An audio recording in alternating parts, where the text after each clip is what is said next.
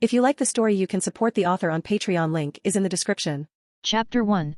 Oh hey God. I must admit that I am a bit insane. I was, am, and always will be an adrenaline junkie. Don't go trying to reason about it or explain it away or anything like that. I long ago gave up on the same. I remember that first rush, the danger sending my instincts into hyperdrive and giving me that good shit. I was like 7 and some odd months and my family went to the beach. Thing is, this beach had a bridge that went real far out and was a good maybe 15 feet up. It was pretty popular to jump from said bridge, and like most gullible children that young, I was easily talked into giving it the old American go. It was the height and the recognition in my underdeveloped mind that I, a flightless creature, was not meant to be this far up, and the instinctual conflict that occurs as a result that gave me that first taste of the good stuff. I've tried all sorts of drugs in the years since to try and find anything like it, but nothing comes close. The thrill of being in danger and getting by with the skin of your teeth was the only high I could crave, the rest were lacking in comparison. We adrenaline junkies are a crazy bunch willing to do all sorts of things that the rest of the population looks at and goes fuck that noise. Jumping out of a perfectly good airplane, off the side of buildings, bridges, and mountains. Me though? My best highs came from fighting. I started bar fights, fought in underground arenas, and even had a stint as a MMA fighter for a couple years before the safety measures started to get in the way of my high. That was when my rich buddy, Jake, also an adrenaline junkie, told me about wild fighting. The idea was so very simple, and while not exactly harmless, gave a rush like no other. The premise was simply that you go camping in areas with naturally aggressive or predatory animals, except rather than avoid them you seek them out. I personally wasn't a fan of baiting the animals, but sometimes it was necessary to get them to fight. Now obviously humans aren't meant to win in most matchups with an animal, so to make things more fair you wear leather clothes and have brass knuckles. The leather helps you take hits from claws and teeth much like most animals would normally, and the brass knuckles added a little extra bite to your punches that, believe me, you will need. My first wild fight was a bobcat and I got cut to ribbons even with the clothes, but I had never felt so alive after I fought it off. From there I had moved to more and more dangerous things until the present day came and I was camping in grizzly country during mating season. My clothes were reinforced and my knuckles spiked this time because there was a 0% chance of success otherwise. Hey mate, you sure about this? Grizzlies ain't a joke, only ever heard of one other guy fightin' one and limping away afterwards. A single solid hit on you and one of those things'll crush you at best or rip you apart at worst even with that armor. Jake, my rich buddy, said through my set phone. I appreciate you looking out for me, man, but you know me, if I die fighting a grizzly I'll go with a smile on my face and it's blood on my fists. I said with a grin. I'll be sure to put that on your tombstone. Still, you know how this goes, 3 days and if I don't hear from you a team gets sent to recover what's left, dead or alive. I would prefer the former, but your chances don't look great, mate. I'll chase the buzz with the best of 'em, but as your good buddy I gotta at least try and convince you not to go through with this. You say the word and I'll have you up in a heli in 30, no judgments added. Jake said seriously. A solid offer, man, and tempting too, since I don't actually want to die, but you know me, I'll never run from a good fight. I said honestly. I know, you've got my best, mate, give 'em hell. Jake said before hanging up, and the hunt was on. My supplies for this fight were simple: a suit of reinforced leather armor, my dusters, a first aid kit, 2 days of food and water, a female grizzly's pheromones in spray form, and my set phone. I opened my bag and put the set phone away before grabbing the pheromones. I spritzed some on a nearby tree and started my hike out from my base camp, spritzing the trees as I went for about 5 miles in every direction before heading back to camp. With as much as I used, if there's a male around he'll find me long before I find him. I thought as I sat near the scent-marked tree to wait. The first day was bunk as there was no sign of any male moving through, but I was patient and didn't make the rookie mistake of double marking the area. Most would think flooding an area with pheromone would be the best option, but I learned from experience that it can confuse a male as well if there's too much scent. See, most animals leave trails rather than blankets of scent, so if everywhere is covered by the scent the male will aimlessly wander around since he doesn't know where to go to find the source. This not only makes him frustrated, but if you don't constantly check your marked area will frustrate you as well when he never shows. What I did instead was create a bunch of scent trails that all led to my base camp. Naturally this meant I was constantly on high alert for anything out of place. Unfortunately grizzlies are much more stealthy than expected, so I never saw it coming when the big scarred male showed up into the night and got the drop on me. One moment I was investigating a sound and waiting, and the next I was in this dark place without any light after a sudden feeling of wet and hot breath on my neck. I wasn't mad that I was dead, I was furious that I didn't get a chance to fight back though. I was about to start wondering what came next when a blinding light appeared out of nowhere in the shape of a man. That is where I come in actually. Yes, I did read your mind and nice try, but I won't deign to acknowledge your pathetic attempts to get me to stop. The thing/maybe God said with an amused tone. I tried to speak but nothing came out, which was both startling and confusing since this being obviously could. I could spend the next few minutes I have with you to explain how a mortal soul like yours being compared to a divine soul like mine is literally not even possible, and why I have more privileges in this dimensional void than you as a result, or I can explain where you are going since you died and I get to choose. And no going back is not an option, not for you anyways. The definitely sounding more like a god thing said casually. Ah well shit, there goes that request. Do I get any special stuff where I am going? I thought, since that was clearly the only way I could speak. I'm glad you asked. See, I have this hobby involving a bunch of different versions of you, Alexander Drake, getting sent to different fictional worlds to serve as my entertainment with your out-of-the-ordinary gifts that I give you. Before you ask, yes, the multiverse is real, and yes, there are an infinite number of yous for me to pluck the souls out of and send to other realities. Had this exact conversation 3 times with a version of you, in fact. The definitely eldritch horror said calmly. Okay, a lot to process there, but I suppose I should ask what gift I am getting. No wait. Where am I going? I questioned, with my mind racing to try and remember what was guaranteed death and what I had a genuine chance to thrive in from all fiction I knew. You can relax, since I believe in leaving at least a chance of survival and not insurmountable odds like, say, the Warhammer or Darksiders universes. You are going to be sent to a place that I imagine will fit you like a glove you never knew you needed until you got it, Borderlands. Specifically a year before the start of the series, in fact, and right to Firestone when the original 4 Vault Hunters show up there. The absolutely an elder god said.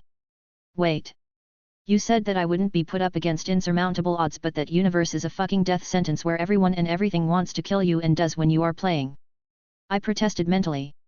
Oh, I'd hardly call it a death sentence, difficult sure, but certainly survivable if you play your cards right. If anything, that universe is teeming with opportunities for vast amounts of growth and even possible godhood if you take the right steps and open the right vaults. Of course you won't know what or where those are exactly, but the idea stands. And of course that doesn't even include whatever gift you choose. The Bright Lord said. I can choose. I mentally exclaimed in shock, as I had thought I had no say in this sort of thing. Well, yes and no. See, the rules of this kinda thing, yes there are rules, and no, I won't tell you exactly what they are. State that I have trade with you to give you a gift. Memories, handicaps, gender, and pretty much anything that you as an individual have of value or potential is yours to trade for your gift. Otherwise I give you a small mundane low potential buff and boot you to your new life. The more valuable the thing you trade, the better the gift, and as an important note, if it is powerful right off the rip, it costs way more than if it has the potential to become just as, if not more powerful, if you put in the effort. It's a balanced thing, don't ask. The one above all said seriously. This was a very important choice for me to make, so naturally I wanted to take my time contemplating what would be the best option. Forgot to mention it, but you only have 10 minutes to decide before I have no choice but to boot you to your next life. I suggest thinking about what you want to give up so I can make offers on them. Alice said, clearly enjoying the panic its words brought me. I would say all my memories, but at that point I might as well just be an NPC from that place to begin with. Also, something tells me that gives you the right to fuck with my personality via those memories, and I'd rather not. What about all the knowledge I have on that universe and blurring any personal memories from my time on Earth, family, friends, people, or places, that sort of thing? I thought seriously. Chapter 2, Mulligan. So you want to give up all your memories other than skills, personality shaping, and practical ones? Alright, I'd say that would let me give you a lower level gift, something like a Vault Hunter's skill tree with all the limitations that come with it. Middling potential and power at best and mediocre at worst, Satan said casually. Fuck, why is the level so low? I thought, outraged, considering all that I offered was definitely worth a lot to me. Key point being, to me it's worth very little considering the sheer enormity of the multiverse of yous. You aren't special and what you have isn't special, so if you want the top shelf stuff you have to think about what would be valuable to me. I've already told you, by the way. The Endless said casually. I thought back to the entire conversation and realized the crux of the issue and knew what I needed to offer to get a much better gift. This being sported a wide smile when I made this realization, and it dawned on me that this wasn't some benevolent entity but merely something treating me as a toy to play with. I do so love it when a you figures out just the sort of position they are in. Do it, think the words that will give me and by extension you what we want. The blind eternities said with eagerness. You may turn me 13, you may make me have to acquire the gift with my own effort, and the gift has to be something with infinite potential but requires me to build it over time. In exchange I will need a decent gun and shield as well as knowledge about where and how to acquire the gift, and if the language isn't English, the knowledge on how to speak and read the common language. I thought, placing heavy restrictions on myself. Marvelous. That will earn you a gift just below the top shelf, mostly due to your demands, but if you decide to let me make the gift a surprise, I'll make it one of the top shelf ones. The presence says excitedly. Done, and remember I said a decent gun and shield, so nothing shitty like the Rough Rider. I thought, since that felt important to bring up. Not to worry, I am not going to cheat you, well, any more than I already have, by now. The thing said, and before I could ask what the hell it means more than it already had, I was sent off. In a secluded glade of vibrant flora and fauna on the planet of Bale 3, a small skinny child no more than 13 with short black hair and eyes in a casual outfit of jeans and a t-shirt seemed to manifest out of thin air and stumble forward. That was me. My first thought after I had a body again was a single word. Fuck. I screamed in anger and horror of equal parts. Why, you may be asking, well, that's because of where my gift was and how I was supposed to get it.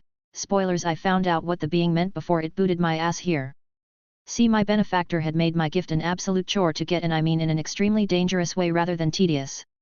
I got spawned in near my gift's location, but the thing was that to get it I had to open the vault located in the cave directly to my right. Well, at least I should have a decent weapon and shield so it's not totally helpless. Speaking of, where the fuck are they? I thought, looking all over myself yet not seeing any weapon or shield. Bling! Bling! A loud chime sound rang out from above me, and I looked up just in time to see 2 orange fireballs of light fall onto my face hard. Fuck! I cursed in pain as the items fell to either side of me. I figured out easily that the being did that entirely on purpose just to fuck with me further. Something I found fascinating despite not understand why exactly that was a thing was that loot glowed apparently when no one was using it. I also discovered that simply by looking at the glow I got this sort of in-depth screen, for lack of a better word, that showed me the thing's stats. For example, my 2 new pieces of equipment that were clearly a set. Name, Adaptive Death. Level, Legendary/Unique. Type, Repeater Pistol. Damage type, N/A. Manufacturer, N/A. Affix, some say death is the end. If the adaptive rebirth is equipped, damage changes based on the element equipped to it. Name, Adaptive Rebirth. Level, Legendary/Unique. Type, Shield. Damage type, N/A. Manufacturer, N/A. Affix, for you it's a new beginning. If the adaptive death is equipped, shield shifts to whatever element is last used against it, and the damage type for the adaptive death changes to counter it. I lacked context for how good exactly these things were, but the screen was quite helpful and I assumed that they were decent, at least since I had asked for decent stuff. I should also point out that I had no idea what the fuck a vault was and only knew it was bad news because the being had deigned to add that opening the thing released a monster I had to kill to claim the goodies inside to the knowledge of how to claim my gift.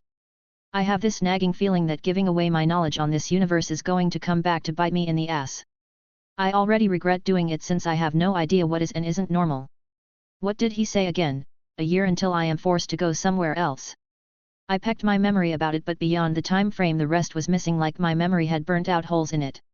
It was bothersome, but my stomach grumbled, which reminded me that I had needs that needed to be met, or even without opening that vault I wasn't going to live very long. I fastened the shield to my waist and a blue glow shimmered over my skin for a moment before vanishing. I touched my arm a few times and had no problem at all feeling my skin and even giving myself a bruise from pushing hard enough. I couldn't understand how the shield worked, but at least it seemed like it wouldn't get in the way, which was good.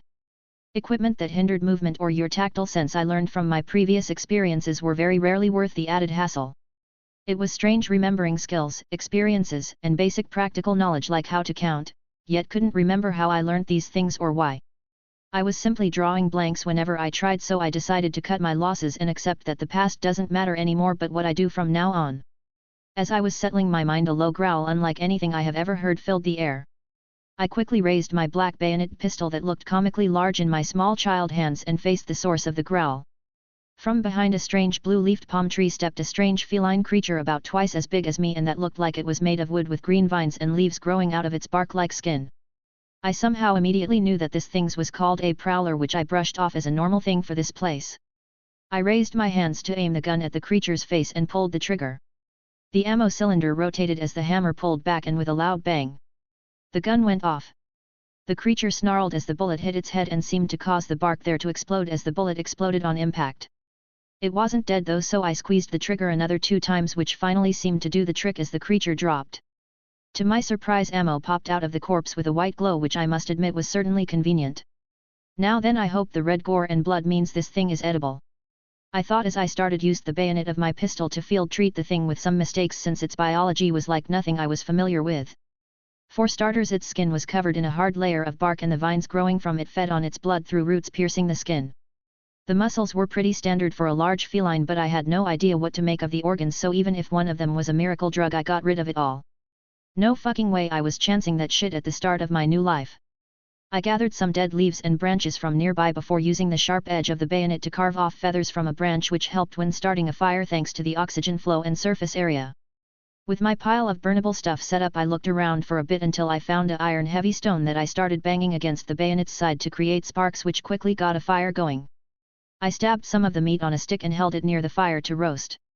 I had to flip the meat a couple times to cook it all the way through, but eventually I grimaced and put the stuff in my mouth and chewed before swallowing. It didn't taste great, to be honest, really gamey and otherwise bland, but it was edible, so I sucked it up and cooked some more near the fire to satisfy my hunger and have extra for rations. I didn't get to claim much of the body though, as I want to say pack of cat-sized reptile creatures showed up and dragged off the corpse while snarling at me like they were the ones that hunted it. I didn't bother trying to stop them, as if I rationed right I had about 2 days of dried meat that should last me until I got my gift. I knew that the cave with the vault in it was nearby, and I wasn't planning to waste time planning for a fight I simply couldn't plan for. My knowledge given by that being didn't include information on what the monster in the vault was, so without actually fighting it I had no way to know other than that I could kill it with my gun. With my hunger satisfied, I saw no reason to stick around and got up from next to the fire and headed in the direction of the cave carefully, since I knew nothing about this place. A wise decision, considering I stepped on a mushroom only for a tree nearby to spray me with a green acid that made my shield glow white as it took the damage for me. Interestingly, my shield gained green lines and switched to corrosive resistance, while my gun gained white glowing lines and gained cryo damage. Well, at least I now know what 2 of the possible elements are, and hopefully the names aren't misleading about what they do. I thought once I saw this change. I was more careful after that and eventually managed to get to the cave that I somehow knew was called Devil's Maw. Yet another thing that I could only put under the "it is what it is" category and move into the ominously named cave. I was surprised to see that the cave was empty, since things like this were usually lived in. I also discovered that the strange piles of rocks could be kicked to get ammo, which I was thrilled about, and stuffed my pockets with pistol ammo, about 50 shells by my count. Chapter 3, Robots for 1,000. It wasn't a lot of ammo, but I didn't exactly have anything else to store the stuff in, which was sort of my bad since I forgot to ask for something like that. I found out why nothing lived in this cave 15 minutes into walking through it, as I met my first one of them. Strange anorexic-looking humanoid robot things that had featureless faces. Seraph Slasher the thing was named, which I found odd until it saw me and made this weird electronic screech, and 2 blades of reddish-pink energy extended out of its forearms. Fuck! I yelled and immediately raised my gun and shot at the ghostly gliding robot alien thing. When the first shot hit it, I was thrilled, since I thought it was over like that, only for my day to be ruined as a whitish-colored film of energy rose over the spot I shot, preventing any damage. It has a shield. I thought in horror and took off running while pointing my gun in the general direction of the thing chasing me and pulling the trigger over and over until I needed to reload. 3 of my 5 remaining shots hit the thing, which was pretty good in my opinion, since I had only been taught how to fire a gun while standing still. The thing's shield cracked and shattered like energy glass with 2 shots, and it staggered from the impact of the 3rd shot, which I used as an opportunity to pop out the ammo cylinder, shake out the cases and fumble in 7 more before pushing it back in. I then immediately had to duck as one of those buzzing energy blades cleaved through the air where my neck was a moment prior. "Eat lead, bitch!" I screamed as I unloaded at point blank into its face, which did the trick. Let me tell you, my adrenaline was pumping after that near life and death struggle, and I was out of breath. Fuck, I'm so used to the stamina I built up over the years that being in a younger, less trained body is going to be a problem if that light workout was enough to get me winded. I thought grimly. I decided to pull back from my trip through the cave and grabbed the corpse of the Seraph Slasher and started dragging the surprisingly light thing back towards the entrance of the cave. Why, you may ask? Because I wanted that fucking energy blade, that's why. It came from the thing's arm, so I had hoped that destroying its head hadn't ruined whatever made it work, and a little bit of electrical work would fix it right up. As I said previously, us adrenaline junkies were a strange bunch, and thanks to my experimentation I had learnt a bit of electrical engineering, since I heard from a friend of a friend that the rush of working around enough electricity to kill you in an instant was a great high. At first that was indeed true, as I got that high from sheer fear of fucking up and frying my ass while messing with live wires. Unfortunately, after I got good at the stuff, that thrill was gone, since I had nothing to fear save freak incidents. Still, the skill was still there, so I figured alien robotics couldn't be that different, right? I literally couldn't have been more wrong. The fuck is that? The fuck are those? How the fuck did that even work? I mentally screamed in confused rage after I managed to pry the metallic casings off the torso and limbs and got a good look at the power core and wiring. It was not anything like what I was used to back on Earth. For starters, the power core was a literal ball of silver metal with glowing blue squiggly lines all over it. If it wasn't literally thrumming with energy, I probably wouldn't even have known that it was the power core. The wiring was even more confusing, or rather the utter lack of the stuff. You could have told me this thing ran off hopes and dreams and I'd probably fucking believe you with how much sense this shit made. The only part of this entire thing I understood was the blade deployment mechanism in the arm, and even then only because it was fully automated and just needed a flow of energy to activate. There was this tiny connector piece in the shoulder area that regulated the flow of energy to and from the movement mechanism in the elbow, and from there to the forearm that was actually one stiff piece that created the glowing energy blade. All of this to say, I just needed the forearm and the power core technically. The trick was figuring out how to create a switch to regulate the energy coming from the core to the forearm blade. I was rather destitute of tools and spare parts at the moment, so besides the robotic body, my gun, and shield, I had nothing to work with. Frustrated, I could only grumble at the waste and ditch the entire idea for now. That said, it wasn't a complete waste of time, as I could still use the protective plating that I had pried off the thing to cover my vitals in case my shield gets busted through. An adult wouldn't get enough coverage from the stuff, but I was a small and fairly skinny kid at the moment, so it was just barely the right size for me. I had to pop 4 holes in the corners with my gun, which was harder than you'd think but not surprising. It was meant to protect the power core and movement mechanisms from damage, so naturally it was pretty damn tough. Not by any means bulletproof, but highly resistant, which was good enough for me.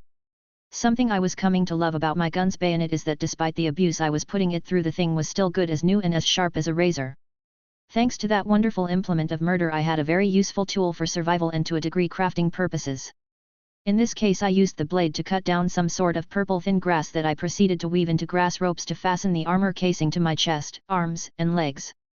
It was sloppy and had gaps and weak points, but it was better than having no shield and only casual clothes between my squishy self and whatever was trying to harm me. I've got a year before I leave for wherever I'm supposed to go, so after I get this gift I'm going to go find some form of civilization. So long as they have tools or tech, I should be able to rig up a decent set of armor. If I'm lucky, that energy blade as well as the thing that let the robot sort of glide over the ground like it did, I'll settle for the blade if I have to though. I thought as I headed back into the cave with a bit more confidence with my makeshift armor. I reached the point I found the first seraph and started to move forward a lot more slowly as the rough brown stone walls of the cave began to give way to clean-cut white stone walls with glowing lines going through them. I paused soon, however, as I spotted another seraph, but this one was flying and had a hollow forearm segment that even an idiot could figure out the purpose of. I hid behind one of the larger blocks and took aim with my gun for the glowing point just under its head that I assume must be important. Bang! X7. 7 shots rang out back to back with no real pause between them.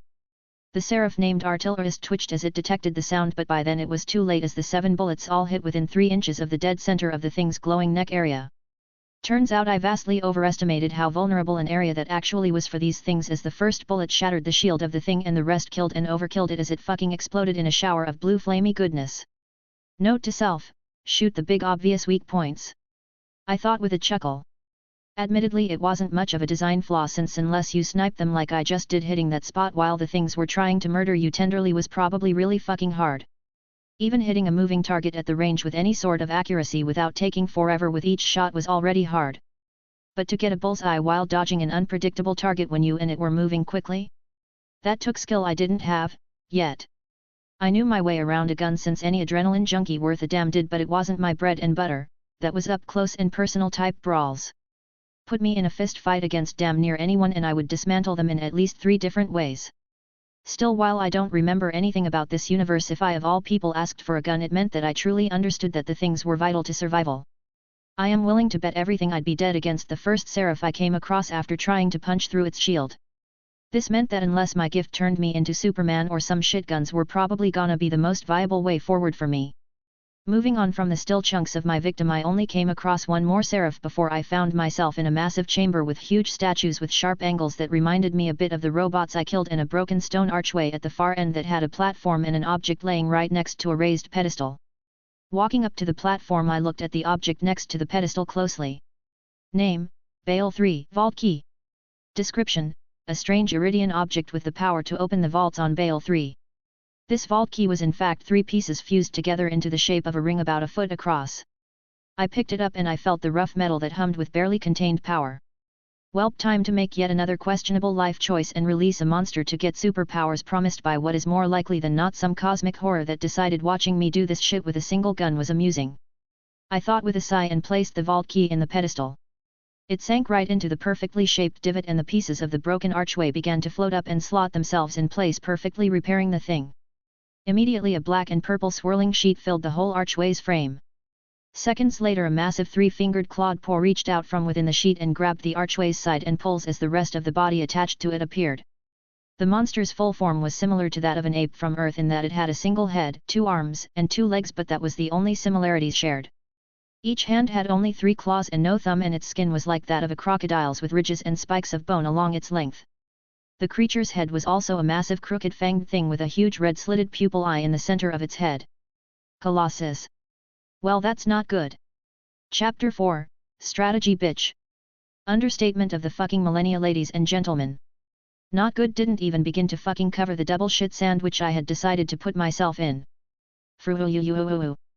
The monster roared loud enough that I could feel the air shake and my shield activate to stop me from going deaf. Bang X7. I unloaded my gun while the thing was busy posturing right at that giant glowing red eye. 3 bullets hit that soft vulnerable organ and sank in maybe a centimeter. Fuck. I yelled, seeing this, and started running as the monster ripped up a piece of the hard stone floor as big as me and chucked it like a softball right at me. I flinched when I felt and heard the chunk of the floor smash into the wall behind me as I ran and hurriedly focused on reloading my gun. I was also keeping an eye on the monster that I had noticed hadn't moved from its position even after I shot it. This confused me, as I knew for a fact that most animals that can get shot and shrug that shit off also tend to charge the shooter, yet this thing chose to throw something at me without leaving its spot, which was strange. I also noticed that after it threw that piece of the floor it rubbed at its eye while growling. It didn't throw anything else though. I quickly noticed why after taking aim again. A thin layer of ice had grown over the spots my bullets hit. I forgot about that. I thought joyously as I remembered that my gun currently had cryo damage equipped. To be fair, the seraphs were robotic and had shields, so I never noticed the effect of the elemental damage type until now. Eyes are mostly water and this thing has no shield, so it makes sense that the spot I shot froze over. I think I know how I'm gonna kill this thing. I thought with a plan in mind. While it was focusing on clearing the frost from its eye, I stood still and took careful aim at that eye and waited for it to move its paws away. Bang X3. I squeezed the trigger 3 times, which I had discovered trial and error style was the max I could handle the recoil from before my accuracy suffered. The monster screamed angrily as all 3 bullets hit the eye, only this time they sank in enough that some blood started to come out and freeze. I didn't just sit still though, but took off again as the monster chucked pawfuls of stone at me one after the other before focusing on its eye again, like that was way more important than killing me. This thing's dumb as a rock. I thought, frankly insulted at how easy this was. I quickly came to regret that thought as the monster ripped out its own fucking eye and started growing bigger. 20 feet. 25. 30. It doubled in size and the spikes of bones protruding from its now black skin extended like blades bigger than I was tall. As if that wasn't bad enough, that eye it ripped out regrew. Only this time it was way bigger and white-pupiled. I think we might have gotten off on the wrong foot. How about we start again? I asked, only to receive projectiles 3 times my size as the response. Worth a shot. I muttered under me breath as I ran for my goddamn life. I of course didn't stop shooting at it and reloading as I ran, but my accuracy was frankly terrible and landed all over the thing, though it really didn't like cryo damage as the spots on its skin hit frosted over and cracked to leak blood. After 5 minutes, however, I was at my limit and simply couldn't run anymore as my lungs and legs were burning in pain. I waited until I was near one of the now wrecked statues for it to throw another chunk of the ground at me and timed it to dive behind the statue. Crack. My shield got hit with the projectile and broke, so I scrapped my hands when I landed, but otherwise I was fine. I laid flat out behind the statue, gulping air desperately to recover as much as possible, and from a crack near my head I could see that the stupid brute immediately thought I was dead because I had vanished from its sight. Yep, sharp as Play-Doh this one. I thought, relieved as I reloaded my gun and waited for my breath and shield to recover. I kept an eye on the brute that was dragging itself forward slowly with its two long arms. It didn't charge because it can't charge, those legs can barely keep it upright, much less walk or run. I realized excitedly. While killing this thing wouldn't be easy, it was starting to look more and more doable as I got better acquainted with its weaknesses and strengths. For starters, cryo damage fucks up its body wherever it's hit, it's dumb as hell, can't move very fast, and has definitely lost a lot of blood. Strengths-wise it's durable as shit, seems to be able to regenerate when it grows, and is ridiculously strong. Once I could breathe semi-normally again and my shield was back up, I stood up and took aim at that massive eye of its and unloaded my full cylinder before popping it out and stuffing the bullets I had waiting into the now empty cylinder before popping it back in. The monster screamed in rage and pain as all 7 of my shots hit it somewhere on the now me-sized eyeball and frozen each and every hit. I didn't run to the side this time, but straight towards the thing as it gouged out its eye and started to turn red as the bone spikes actually fell out with fountains of blood as they could not grow with it again. Ignored that, and as a new eye started to grow out to fill the now even bigger hole, I stopped and took aim right at the now exposed brain behind that rapidly growing organ and unloaded the cylinder. Most of the bullets hit and froze the expanding eye, but 2 hit that small brain, causing it to turn into solid ice and shatter. RGHRGDDFGHR. The sound that came out of its throat was hard to describe, as it was like it was screaming and choking on its tongue all while suffocating. The bigger they are, boom, the harder they fall, I said with a smile that threatened to split my face in half as the beast fell over, dead. I felt a rush that I can't even begin to describe. If I wasn't currently in such a young body, I'd probably have a raging boner. It was ecstasy pure and simple, from the thrill of death and the sheer feeling of accomplishment that came from laying low such a mighty beast in single combat. I was so caught up in the moment that I hadn't even realized that the vault archway had repaired itself. Once I was done riding the high, I finally noticed these details and walked over to the black and purple swirling portal and stepped through. For the briefest instant it felt like I had gone both a long distance and in every direction at once before my sense snapped back and I was in a massive spacey void chamber place. Immediately I screamed as an intense burning sensation covered my entire right side from my foot all the way to my eye. It was pain unlike anything I had ever experienced before, and I couldn't even fall to the ground as some force was holding me up. It didn't last long though, maybe a minute or so. At the end of this time frame I fell to the ground as whatever force had me released its hold. I gripped my head, however, as knowledge started to pour in as the process went from physical to mental. Project EX, First Log. The purpose of these experiments is to create empowered beings that may be able to combat the anomalous existences we continue to find across the universe. Beginning procedure. Flesh exploding sound. Subject has expired. Log end. What is this? Why am I hearing this? I pondered briefly before another memory took over. Project EX, 5th log. We've done it. After refining the process, we have finally empowered a member of the Homo sapiens race. Subject's powers proved too much for its body and expired after first use, but it's a start. Log end. Human experiments. Weren't those illegal? I thought in horror before another memory hit. Project EX, 10th log. It took heavy refinement, but the empowerment has stopped overstraining the subjects upon use. A new problem has appeared, however, in that we have picked up signs that the laws of reality are growing more strained with each new empowered subject. We deduce no more than 7 can exist simultaneously before backlash will occur. Log end. Project EX, 19th log. The universe has played us for fools. The laws of reality have warped to turn the powers of the subjects into a permanent fixture of reality. 6 of the 7 sets of powers have escaped containment and been scattered among the Homo sapiens race. The last and only remaining subject, code name Darwin, will be sealed away as his powers are an extreme threat if given opportunity to escape. Log end. What the fuck is this? What sort of twisted mad scientist level bullshit is this? I thought, disgusted by this knowledge, before one last memory came to me.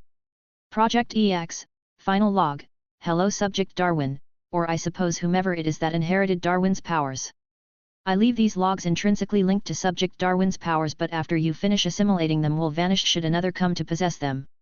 We were wrong to create these powers.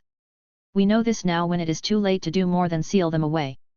The rest of our kind were content to seal away the anomalies as they were found, but we hoped these subjects would allow us to eradicate them instead. We paid for this mistake gravely. I am the last of us left, the last of this dissenting group of our race, unknown by the rest. Darwin killed us before we could escape the chamber and left with no choice. I closed the seal with me within it and Darwin perishing from his wounds. The time slows as the seal begins to chain the anomaly chosen as the prisoner here and eradicates the remaining life forms. These logs are the last and only remaining evidence that we exist, and I beg that you never forget that we did not choose to stand aside passively. Log end. Seems like these people got what was coming to them. I thought coldly as I finally started to make sense of the sudden understanding I had of my new powers.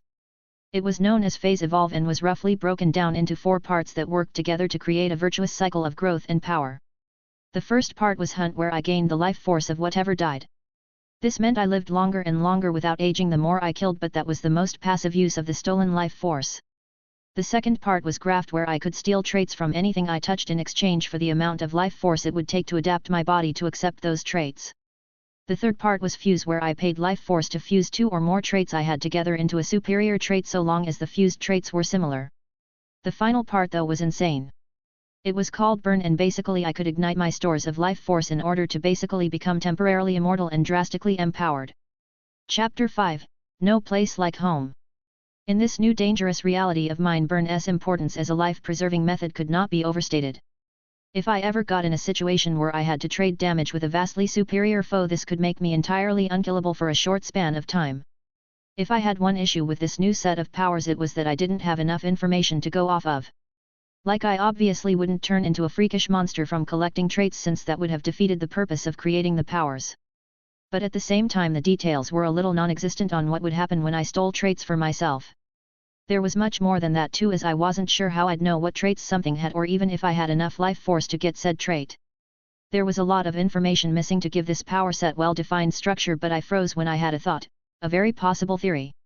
What if this power set doesn't have limits? That being said, it was top shelf and I asked for something with infinite potential, and this certainly qualifies. I just didn't think that it would be so vague. I thought with a headache. I decided to wing it and figure this shit out as I went and turned my attention to the weird chests and floating object held in the strange statue's hands. Walking over to the odd angular statue, I examined the thing in its hands. Iridian Habitation Unit. Level, Relic. Description, all the comforts of home. To go.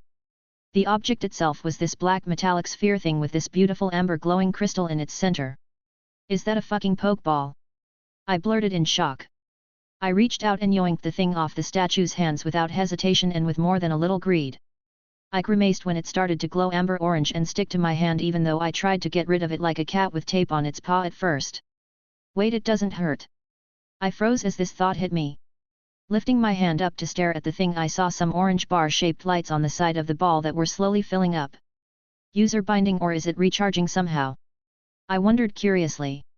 Whatever was responsible for the creation of this thing was clearly the same thing responsible for the creation of those robots I ran into on the way to this vault, as the design was very similar, though clearly this sphere was way more valuable. After staring at the ball in an attempt to unlock its secrets for a good 5 minutes, I got bored and decided to ignore it for now and go check out these out chests at the back of the chamber. There were 2 kinds of chests, with only one of them appealing to me aesthetically. The first kind of chest was this pale white stone rectangle with 2 glowing green diamonds intersecting carved into the lid. It was about 4 feet long and 2 feet tall, but was frankly bland as shit. You opened it by hitting the lid. I'm not kidding, you literally had to hit the lid for it to open. When the things did open though, I immediately decided that I was never going to judge a chest by its cover again, as 3 items just sort of pixelized into existence on the 2 shelves of the chest. The 3 items had 3 different colored flame glows, much like my gun and shield did before I equipped them. I hurriedly looked them over and was surprised at what I found.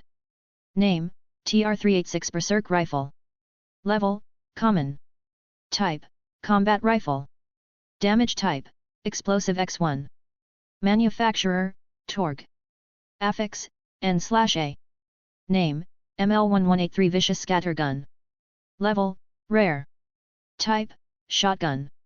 Damage Type, Pyro X1. Manufacturer, Maluan. Affix, N/A. Name, HP7003 Needler. Level, Epic. Type, Pistol. Damage Type, Standard. Manufacturer, Hyperion. Affix, N/A. 3 weapons with different levels and even manufacturers. The problem? I had no idea who the fuck these manufacturers were or what their weapons were about besides shooting things. I thankfully was able to figure out what another two elements were though, with pyro and explosive showing up like this. What's the difference? Explosives tend to be fiery, so like, is it a local thing or is there actually something different about it? I pondered, confused. I didn't grab the guns though, since I didn't have anywhere to put them at the moment, and moved on to the next chest that was of the second type and my personal favorite. It was this nice red color and had segments in it that split to the sides when it opened, and this clearly decorative horned head sculpture thing on its top.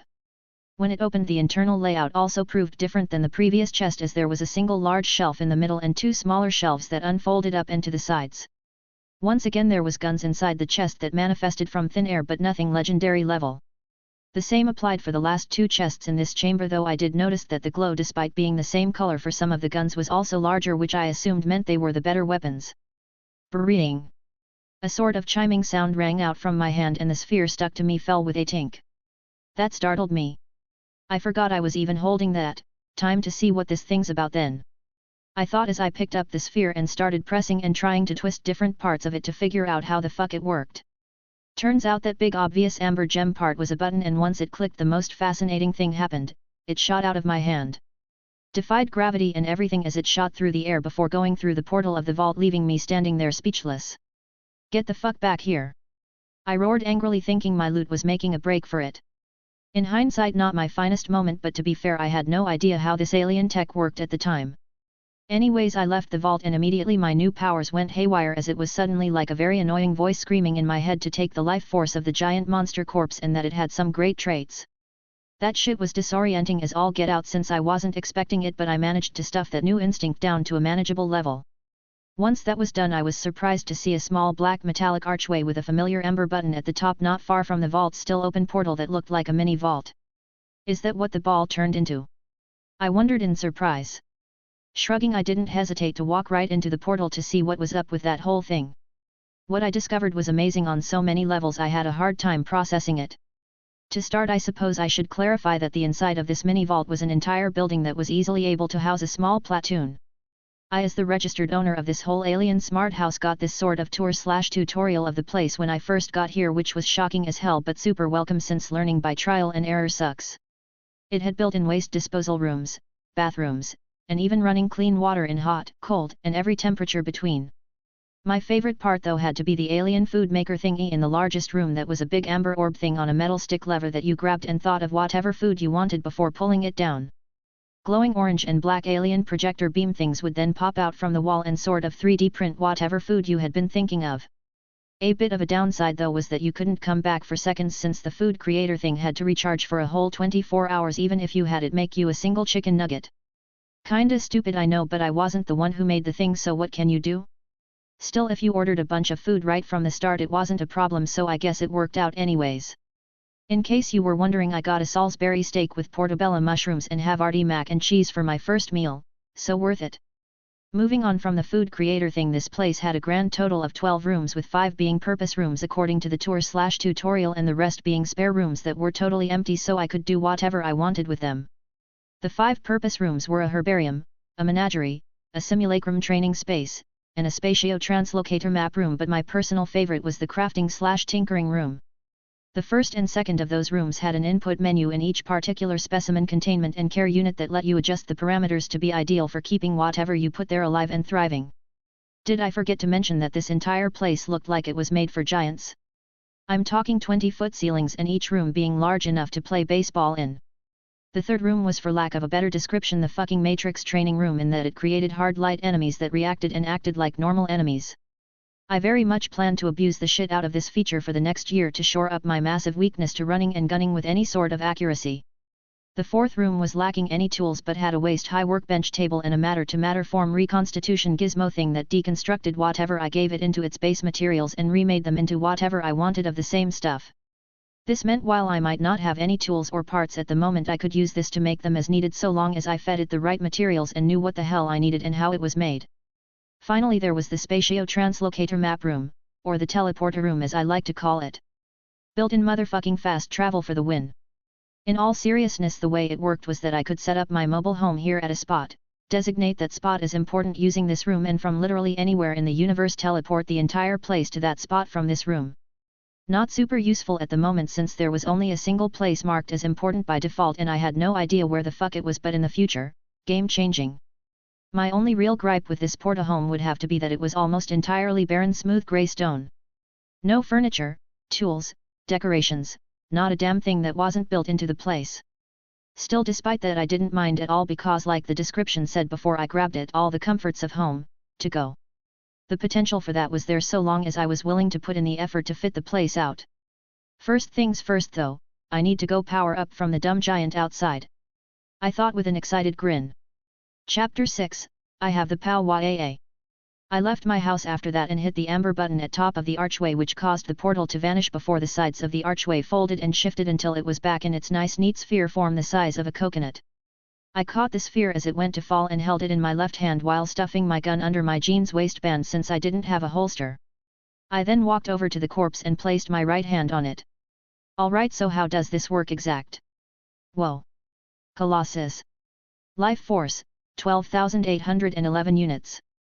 Traits, Thick Skin Common Grade 500 units, Hard Bones Common Grade 500 units, Gigantism Uncommon Grade 1000 units, Cryo Weakness Trash Grade 50 units, Rampant Growth Rare Grade 5000 units, Small Brain Trash Grade 50 units, Colossal Strength Legendary Grade 100,000 units. Da fuck. The worst traits are also acquirable? Also, what the dick is up with these prices? I get that the good shit cost more, but this is ridiculous. A monster this powerful only lets me buy 4 of its weaker traits, and I might as well forget about its best trait that feels like it cost 10 times more life force than this fucker gives me. I complained mentally. Some of these traits I definitely didn't want, as I got a sort of feel for what they did. Gigantism and Rampant Growth, for example, sounded good, but the key detail about them was that their effects were permanent. As in, if I took them I would get bigger and bigger until I was as big as or bigger than this fucker and unable to shrink down again without a trait that does the opposite. Don't know about anyone else, but that sounds like a pain in the ass to me. Thick Skin and Hard Bones though were traits that, while clearly not rare, were good stuff as they improved my body's defensive capabilities with no downsides. With that all figured out, I sort of just started to pull the life force towards me. It was hard to explain, but it sort of felt like extending your hand, but like way past your actual reach, and then grabbing the sun, yet without any pain, just a lot of heat. That's probably not all that helpful, but that was what it felt like to use Hunt to absorb life force. Once the life force actually started entering my body though, it was a rush of pleasure not unlike an orgasm. It was frankly speaking close to addictive, and once it was over I had an intense craving for more life force, like an insatiable hunger demanding ever more. I shut that shit down like a health code violation at a small restaurant. Ain't no way in hell I was going to let my power control me like that. If I was going to use this power I would be doing so because I decided to, not because of some instinctual feeling that came as a side effect of it. With my powers properly brought under control, I moved on to grafting Thick Skin and Hard Bones. It was not like I actually took the traits from the corpse, not really. It was more as if I had copied them by transforming a portion of my life force stores into them within my body. Despite that, I could feel that the traits while still in the corpse were also sort of not at the same time, like a weird Schrödinger's cat type paradox. I'll experiment with that later to try and figure out what was going on. To my surprise, however, the moment I grafted those 2 traits, the corpse actually started to turn grey and crack and crumble into a big ass pile of dust. Cough cough cough, what the fuck, man? I cursed as the cloud of corpse dust got sucked into my lungs and smothered me. My traits. I was going to come back later for the legendary trait. I felt like crying as I cruelly learned that life force was a stabilizing force, and without it the stress that grafting puts on the body is enough to make it disintegrate. Needless to say, I was pissed at missing out on that most delicious of traits. Also, something I discovered about grafting traits was that until I actively wanted them to, they remained inactive and not actually a part of myself, like a software update needing permission to download. I spent the next 5 minutes throwing a bit of a tantrum at the loss of a potential legendary trait. This mostly involved me kicking the corpse dust and cursing enough to make the saltiest sailor blush. Let it go, you've got shit to do," I said, talking myself out of it at the end, since otherwise I'd be here all day. Speaking of days, what fucking time is it? It's been sunny for like 4 hours easy, so if this place is anything like Earth it's got to be like 5 or 6. Is that a second bloody sun? I exclaimed after I actually looked up for the first time I got to this planet. Yup. 2 suns in the sky like big bright tits side by side out the chamber's windows that I couldn't help but stare at dumbfounded.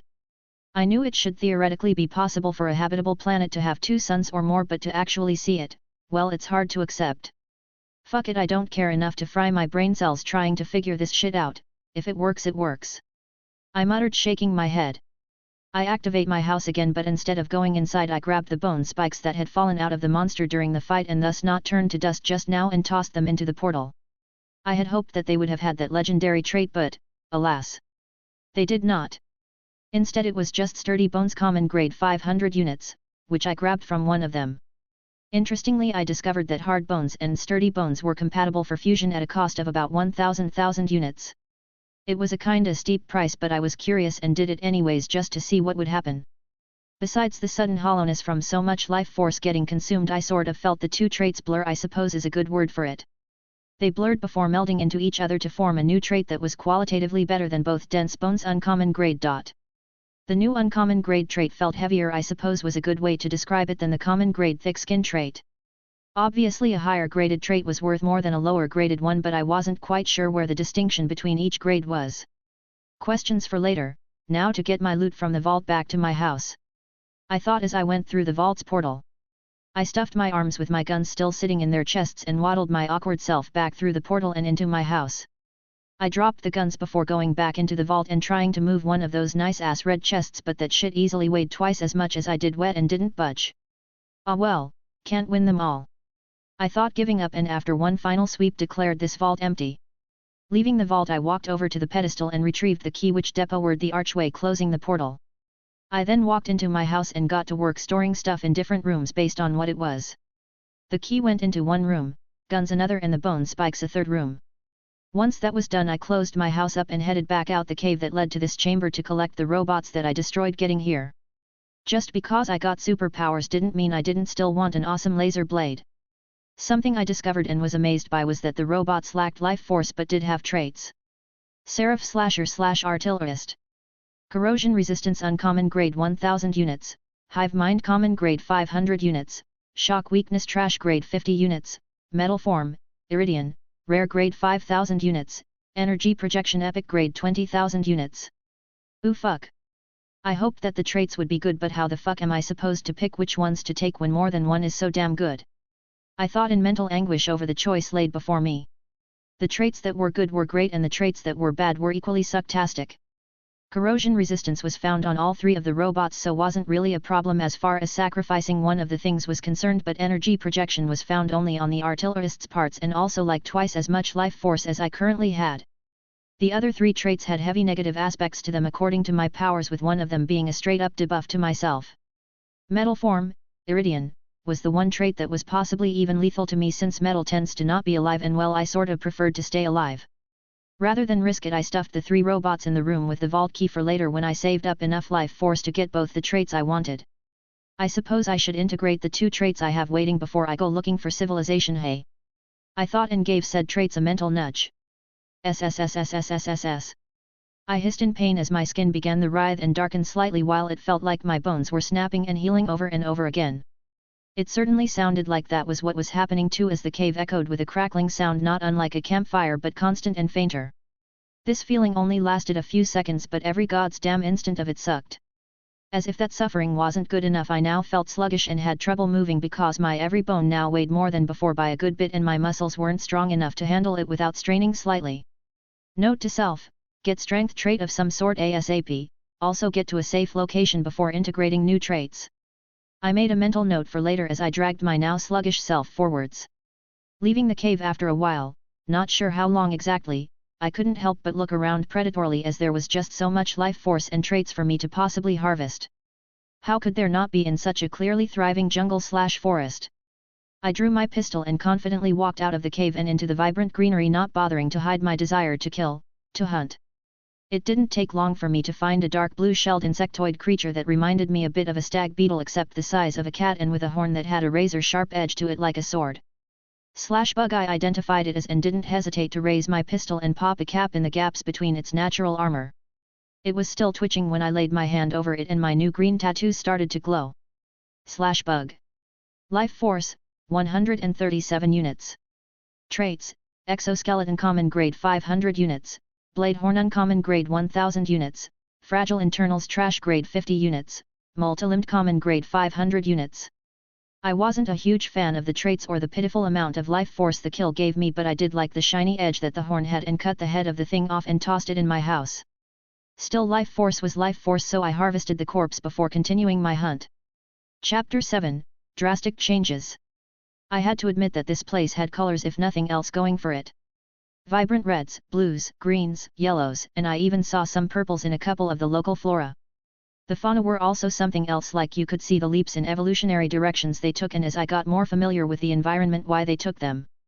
For example, a good many creatures I had seen had some form of greenery growing on them and were omnivorous. As it turned out, the prowler was not an exception at all. In fact, I had seen 3 creatures including that one that had the greenery growing from them. Prowler.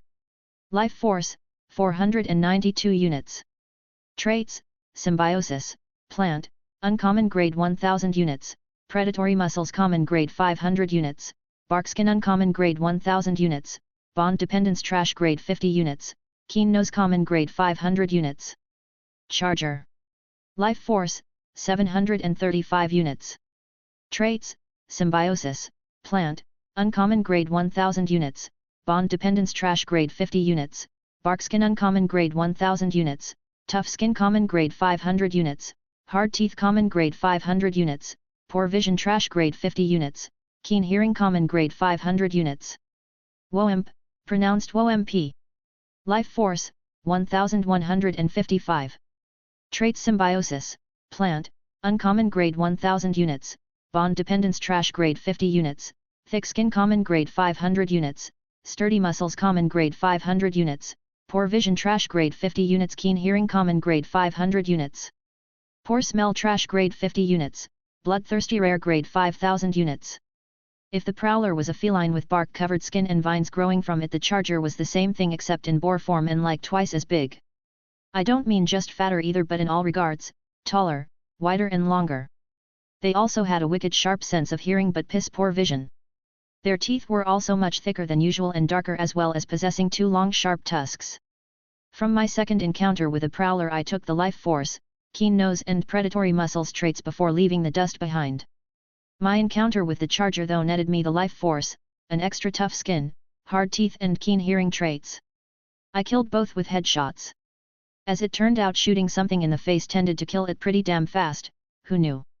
My encounter with the WOMP was unpleasant though, as there I was walking through the forest/jungle and then out of fucking nowhere above me a fucking inbred gorilla monster thing decides to down smash my ass like it's WWE. When I say inbred, I don't mean that as just an insult, it still is though, but rather that this creature looked like it should have been shot at birth to put it out of its misery. General body shape wise it was basically a gorilla, hairy body, thick arms, short legs and a roundish head equals gorilla. The similarities ended there, as it had a big jutting bottom jaw that was larger on one side than the other. It was cross-eyed with one eye being bigger than the other, and that one big one small freak show shit continued with its limbs. As far as its bonded plant was concerned, it had a whole ass red fern growing out of the center of its back. It also reeked to an unreal degree and had flies swarming around it from what looked like caked on blood it never bothered to wash off. The species, from what I could tell, had traded its vision and sense of smell for extremely acute hearing that it used its massive right arm to ambush stuff with from above when it hears something below it. Apparently it also wasn't used to the idea of shields, since after it broke mine, bitch hit like a bus, it seemed to think I was dead and got my gun pressed against its lower jaw when it flipped me on my back to try and rip open my soft belly. Admittedly the first shot through the head was enough, but I was so pissed that I unloaded the cylinder into it. At the very least I can say the Life Force made up for it, as it had a nice chunk ready for harvest, though I spent most of it immediately on thick skin and sturdy muscles. I didn't really have a choice, as the noxious beast died on top of me and I couldn't move its corpse off me and had to get corpse dusted to get free. Needless to say, I opened my house up directly afterwards and took a shower to try and make the smell and feel of it go away. While I was nice and safe in my house, I began messing with my stored traits. As it turned out, traits stacked if I got more than one of the same. It was massively diminished returns though, as I estimated when the second thick skin stacked with the first I had, the effects were much less prominent, maybe a quarter better at most. I also fused sturdy muscles and predatory muscles for 1000 units to get alpha muscles uncommon grade. Surprisingly, hard teeth was automatically fused for free into dense bones, which I suppose made sense considering teeth are bones. It was basically a sub-trait of a trait I already had, so my powers just fused it into the main trait like it was already a part of it. Still, I some stronger teeth out of it for free, so not gonna complain about a good thing. I also fused tough skin and thick skin +1, stacked trait, to create armored hide uncommon grade for 1000 units. I had this idea that since I had enhancement traits for my skin, bones and muscles all in uncommon grade that I could fuse them together to get a comprehensive full body upgrade trait. It didn't work though, as I sort of felt like I was missing one last piece to tie it all together. I need an uncommon trait for my organs maybe. I pondered but shrugged in the end, as I wouldn't know until I got whatever I was missing. One thing I can say for absolutely certain was that integrating so many different traits into my body at once is not something I ever plan to fucking do again. It was a bloody horror show as my skin sloughed off entirely while my muscles writhed and expanded in the open air as new skin grew over them. At the same time my ears and nose bled internally as the associated senses got an unnatural upgrade. The transformation lasted only a few brief moments but was downright traumatizing and left one hell of a mess to boot. Ugh, never going to do that again. Fuck, I could really go for some steak and potatoes right about now. I complained as my stomach felt like it was eating itself. Ignoring my discards and blood-soaked clothes, I shambled over to the food printer thingy and the cursed when it refused to make food since it was still recharging. I grimaced and ate my leftover cooked meat from the first prowler I killed and cooked. It was dirty and soaked in my own blood, but I needed food and knew better than to be picky when desperate. It was not nearly enough, but I didn't at the very least feel like I was digesting myself, just very hungry. With that relief came the zoning in of all the changes I could literally feel and see. For starters, my 13-year-old form looked like it had been taken from a child bodybuilding magazine. I didn't have more than a bit of baby fat on my body, with all of my muscles being well defined and proportionate to a freakish degree. Kids my age weren't supposed to be this cut. It was unnatural and wrong, but here I was the walking definition of the word unnatural. I mean, I had a list going at this point of shit that fell under the unnatural category that applied to me. I died and then came back. I was a 28-year-old soul in a 13-year-old version of my body. I had superpowers, and now my body was impossibly jacked for an 13-year-old. I had no doubt that at some point this list was going to get long as shit, mostly because of my powers if I'm being honest. On the bright side though, I no longer felt heavy and sluggish but rather light instead. Amazing what them roids will do, am I right? I suppose another thing worth mentioning was that my sense of hearing and smell were driving me crazy. Every sound was amplified and my nose stung with the coppery scent of all this fucking blood. I could pick up other faint smells, but the blood was really overpowering everything else right now. An interesting thing I suppose I should point out was that my skin still looked normal and texture-wise was the same but hard rather than squishy. Like it felt like normal skin but simply didn't give all that much when you pressed on it. In a way it sort of reminded me of alligator or crocodile skin. It wasn't all great though, as I was losing life force faster than I was accumulating it, but it was one of those damned if you do, damned if you don't type deals. My whole power was about improving myself by stealing and making my own the traits of other things. It was literally just how it worked, and at the same time it wasn't as if the traits I was saving up for from the seraphs were going anywhere. So while I was spending life force faster than I was getting it at the moment, that would change once I got to a point where common and uncommon graded traits weren't all that appealing anymore. Right now I was still fresh and new to this power and in the process of building up a foundation I will work off of for the rest of my life, so naturally I wasn't going to skimp out and regret it much later when I could have really used these upgrades. Ugh, I need another pair of clothes. These are ruined, I thought with a grimace once I was done checking out my changes. Unfortunately, unless I wanted to hunt through the forest/jungle outside my house naked, these clothes were staying on. If I could find another woimp and not get ambushed this time, I could probably skin it and feed its skin to the creation thingy in the crafting room to get a decent set of leather clothes. I'll also feed my current clothes to it to use as liner to keep the leather from sticking to my dangly bits. First though, I should probably get these discards out of here before they start rotting and stinking the place up, I thought with a sigh. With a lack of cleaning equipment on hand, I was forced to pick up the discards by hand and throw it out before using one handful of water at a time to try and clean up the blood on the floor. It was a pain in the ass, but I got most of it out the portal to my home and was only left with a slight pink hue on that part of the floor that I'd work to remove later when I had actual cleaning supplies. I also took a quick shower while dressed to get out as much blood as I could from my clothes before leaving my house soaked. If anything, the fact I was dripping wet actually worked in my favor, as this forest/jungle was hot and the water evaporating off me helped cool me off a little. Chapter 8, Threads and Experiments. I came to slightly regret taking those enhanced senses when I stepped out of the portal to my house and immediately got overwhelmed by all the sounds and smells that hit me at once. The plants, the dirt, the water, and so much more filled my nostrils with their scents, and it was disorienting. The sounds weren't much better, as like you may expect, a forest/jungle was not exactly a quiet place. It took me a good 30 minutes to bring it back to a level that I could handle, but I twitched at even the smallest sound out of place. It got better progressively as I walked through the greenery and my brain adjusted, but the next time I shot my gun I winced at the loud sound. It was just to kill a prowler, but still really sucked even as I harvested the 451 units of life force. I was good on the traits of that species at the moment and only took the life force before leaving. I didn't need more physical strength or sharper hearing at the moment, so I passed on the traits to stockpile life force instead. It was a balancing act really, as I knew I needed to take traits to improve myself, but that I should also be at least a little picky with what I took, since I knew that I would need a lot of life force if I wanted the good shit when it started popping up. Thanks to my new senses after I adapted to them, I could track animals that way by following scent trails and listening for the sounds of movement. As a result, when I picked up a foul odor wafting my way from a certain direction, I knew I had found a womp. The dumb beast was like the previous one in appearance, though it had a mohawk and was waiting up in a tree to clobber anything that walked under it. I raised my gun calmly, took aim and pulled the trigger twice in quick succession. Thud. The putrid corpse hit the forest floor dead moments later. I whistled casually as I strolled over and stabbed my bayonet into its throat and began to skin the still hot body on the spot.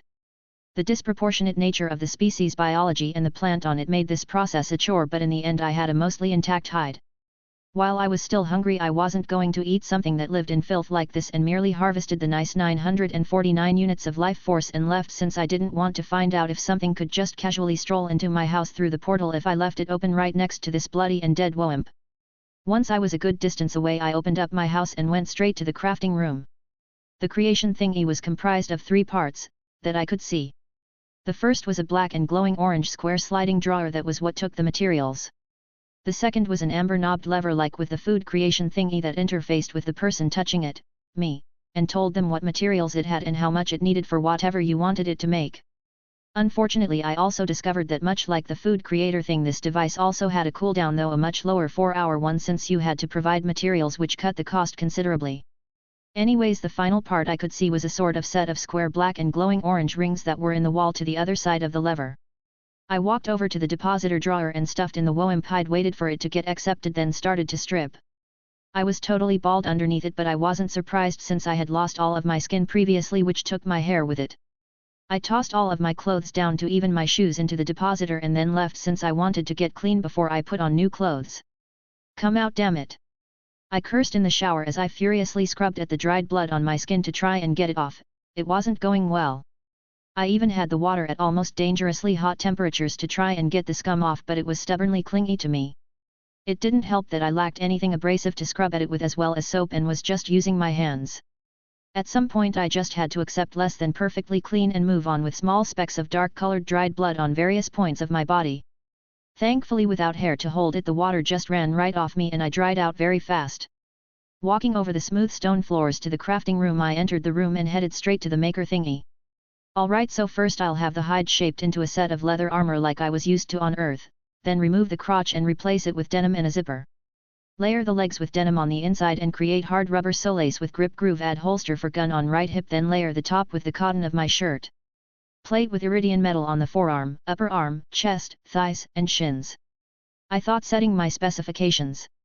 Once I had what I wanted set in mind, I saw I had a good bit of hide left over and decided to create a satchel as well with a button latch. Good and happy with my specifications, I pulled the lever and the black and orange glowing ring began to hum and glow even brighter as they started rotating in back in opposite direction. Woo thoob. The machine made an odd noise and the next second my items got shot out between the rings and thudded to the floor. That's trippy as fuck. I thought with a chuckle. I meant it too, as 1 second there was nothing, then the next boom, items. Definitely not complaining, but that didn't mean it wasn't hard to fathom. Anywho, I collected my new clothes, which looked like a pair of leather pants with built-in footwear and a long-sleeved leather jacket. The parts I specified also had perfectly stitched on plates of the iridium metal that actually matched the dark grey color of the hide very well, nice contrast with the plate's bright silver. The satchel was just a normal dark grey leather bag with a flap to cover the opening and an over-the-shoulder strap. It wasn't anything fancy, but I was tired of always having to carry my house in my left hand, and this would let me have that hand free now. I attached my shield back to my hip since I had to take it off to feed my clothes to the wall. I felt rather vulnerable without that shield and was relieved once it was back.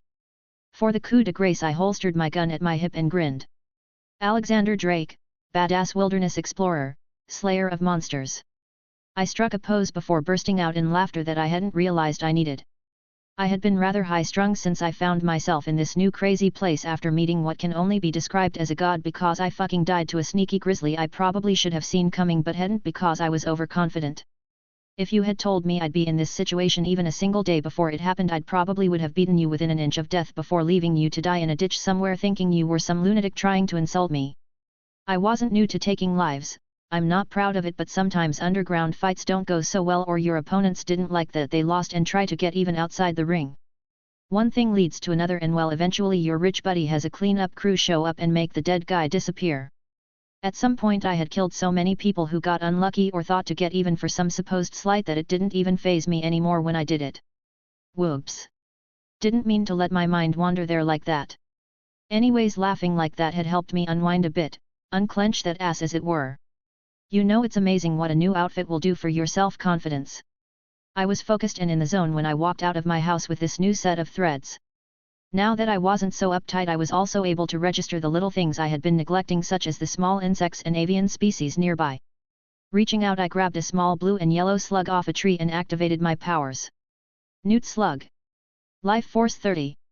Traits, Boneless Trash grade 50 units, Slime Production Common grade 500 units, Poisonous Skin Common grade 500 units, Poor Senses Trash grade 50 units.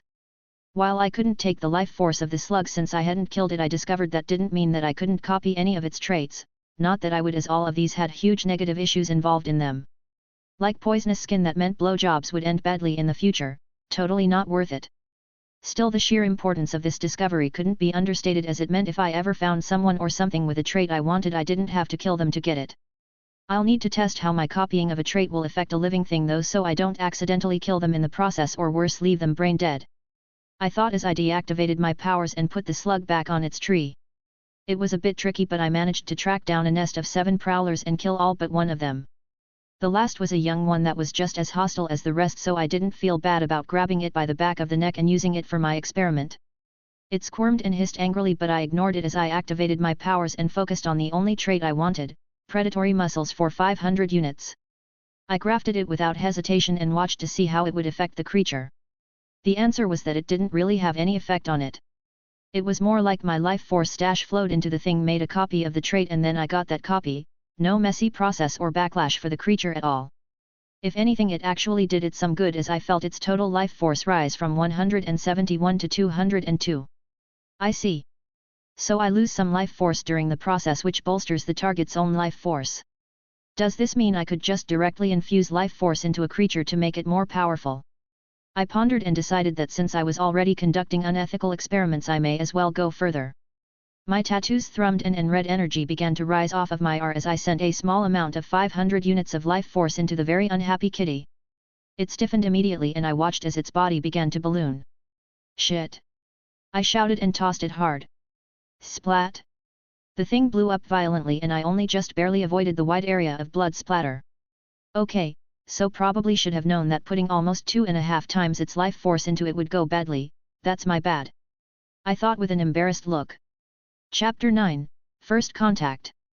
I lost all of that life force naturally but I wasn't all that bothered by it since the 6 adult prowlers had between 456 and 740 units of life force each which netted me a bit under 3,000 units and put me back right around where the Colossus left me originally, 12,875 units currently.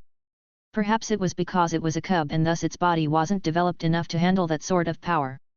I questioned and decided to go find an adult to test this theory on. It took me a while since apparently that whole fucking area belonged to that nest but I did eventually find another prowler about an hour of travel later. I snuck up on it and jumped onto its back to wrestle it down. SHHHHH. SHHHHH. Just let it happen. I yelled at the thing that thrashed and snapped at me to get me off but I was putting my new muscles to good work. I activated my powers and immediately stuffed 500 units of life force into the thing. It stiffened just like the cub and I rolled off it and bolted in case it went to explode. From a safe distance away I watched to see what would happen. At first the thing just stood there but quickly I noticed that its muscles began to swell and its size increased though it certainly didn't appear to be exploding. After a few moments the change stopped and to my surprise I saw that the name of the creature had changed from just plain Prowler to Dread Prowler. The now definitely more powerful beast immediately turned to glare at me with slightly glowing yellow eyes. I don't suppose you are going to declare undying loyalty since I gave you this power, right? I asked while moving my hand to my holstered gun. Miroa. A deep rumbling roar came from the feline as it flexed its now very muscular legs to charge. Didn't think so. I muttered and drew my gun before squeezing off 4 shots right at it. All the shots landed and I hoped that was going to be the end of that matter, but I was mistaken. The bullets hit the bark skin and chipped of a few pieces but were deflected after that. Oh shit! I shouted and didn't hesitate to empty the last 3 shots before holstering the gun and dodging as the beast pounced at me. While it was in mid-air, I threw a punch right at its side. Pain radiated from my knuckles on impact as it was very similar to punching a tree. The roughness of the bark tore the skin on my knuckles slightly, but it wasn't even enough to draw blood with my skin's current durability. It wouldn't even have hurt if it wasn't for the fact my body's fists hadn't been tempered by years of impacts, unlike my fists when I died. In a manner of speaking, even with my power-granted traits, this body was entirely inferior to the one I had honed for nearly 2 whole decades on Earth. My traits were just making it so I could cheat the feats that my previous body could only do after so much training. Dense bones kept my bones from breaking and armored skin kept my skin from busting open from so much force and the roughness of the beast's bark skin. While I doubted my punch hit the beast all that much, it did serve another purpose: distance. My strength was not small at the moment and I hit a target that was in midair, so naturally it got pushed away from me. Not much, mind you, since I wasn't superhumanly strong or anything, but I still opened a good 3 or so feet that I used to distance myself even further while it was readjusting itself after getting off-balanced by the blow. I used my left hand to open my satchel and reach in for the ammo I had been collecting as I went when something changed. Bang! A loud gunshot rang out and the beast's head burst like a watermelon. I went to reach for my gun and another shot rang out, but this time the bullet landed in the tree behind me, mere inches right of my head. I froze and tried not to grin when my adrenaline started pumping harder as death breathed down my neck. Now it'd be a right shame if I had to put down a kid on account of him not knowing what's good for him. Real burden on the mind, child killin'. A male voice spoke from the distance, just loud enough for a normal person to hear, but for me he may as well have been yelling. I don't want any trouble. I called out sincerely while holding my hands up. Coulda had me fooled tangoing with a big OL prowler like that, even punched the thing if I recall. The voice said with what I could have sworn sounded like praise. At the same time, however, this person had already unintentionally told me that they showed up after the fight started and didn't see me experimenting with my powers. This was good news for me because I wasn't sure how that would be perceived by other people. Some might see it positively while others might try to kill me on sight, I didn't know. Now here's how we're gonna play this, kid. I'ma walk over real slow like with my gun trained on that shiny dome of yours. You make any moves I might by chance misconstrue as hostile and I won't hesitate to pay those therapy bills, you get me? The voice said and I nodded. I heard the dry leaves and plants get stepped on as the person approached, but I remained still even as I caught a whiff of the guy. He smelled of gunpowder and sweat, which was all I need to know that I had no chance of winning here if we got into a gunfight. When he walked out, my first thought was young, and I don't mean inexperienced, but rather the guy looked maybe 20. He was a lean-built, dark-skinned man with a light brown leather duster coat and matching leather hat decorated with bullets. In his hand he had a rather beefy-looking revolver pointed right at my head. "All right, kid, now I'ma need you to toss over that piece at your hip, nice and easy. It'll keep both of us safe if you don't go getting any funny ideas," he said calmly and smoothly. I was a bit unwilling, but I was literally staring down a barrel here, so I thought it best not to give this man a reason to introduce me to one of his bullets. I slowly lowered my right hand and gripped the handle of my gun with my fingertips and slowly drew it out of the holster before tossing it to the ground between us. Bling! I winced at the chime it made as the orange glow exploded out of it. "Damn, kid, that's a fine as weapon you had. Don't you worry your shiny head though, I'ma give it back if and when I decide you'll not shoot me in the back with it the first chance you get. Till then though, I'll keep it safe with me. Now you can go ahead and toss over that bag too, that one I'll give back right away if you don't have any more guns stashed away in it," the dude said as he stashed away my gun. "No guns, just bullets, and an item I inherited," I said honestly. "You seem like you're shooting straight with me, but just as well toss it over, promise I won't take nothing if there aren't any guns like you say," he said, and I sighed but tossed over my satchel as well. He flipped the latch open and unceremoniously dumped the bag's content onto the forest floor. His eyes immediately narrowed in on the sphere that was my house. "Hoo-hoo, buddy. Now they're a dangerous thing for a kid to be walking around, where'd you get it? Don't go telling me that grog shit about inheriting it neither, the real story," the guy said much more seriously this time. "I'm not lying, I did inherit it, just not from family. I had to fight a big-ass monster to get it. Thing was dumb as rocks though. I said honestly. You opened a vault? He said with wide eyes. It wasn't a question either, but a statement, and one that I clearly couldn't argue with either. That sounds about right. Is that a problem? I asked testingly. The guy stuffed the bullets in my house back in the bag and tossed it back to me before spinning his gun by the trigger guard and holstering it at his waist. To my surprise, he then took out my gun and tossed it to me. If you really did open a vault and kill the monster to get that thing, whatever it is, I think we may have gotten off on the wrong foot. Hopefully giving that back will earn enough trust to convince you to have a talk with my boss. Name's Clay, by the way. The guy said, holding out his hand. I was confused, but not the sort to look a gift horse in the mouth, and put my gun and satchel back in their rightful places. Alexander Drake, go by Alex though. I said, taking the offered hand. Strong name, iconic. Probably wondering why I changed my tune right quick when you told me how you got that fancy alien thing, right? Smuggler by trade I am, damn good one too if I say so myself. I mostly work for the Jacobs these days, the family not the corporation. Way I see it, the 6 galaxies have been hunting vaults for decades now, ever since Atlas got theirs on Promethea. If you've gone and opened one up, it's only right I set you up with old man Monty Jacobs, and if that means trying to butter you up a bit to get you to sell the vault to him, then I figure I best do it. Clay said honestly. A few things. First, 6 galaxies. Second, I have no idea about any Jacobs, family or otherwise. Third, what's Atlas or Promethea? And finally, there's more than one vault. I quick-fired questions at the guy and he froze. You been living under a rock or something?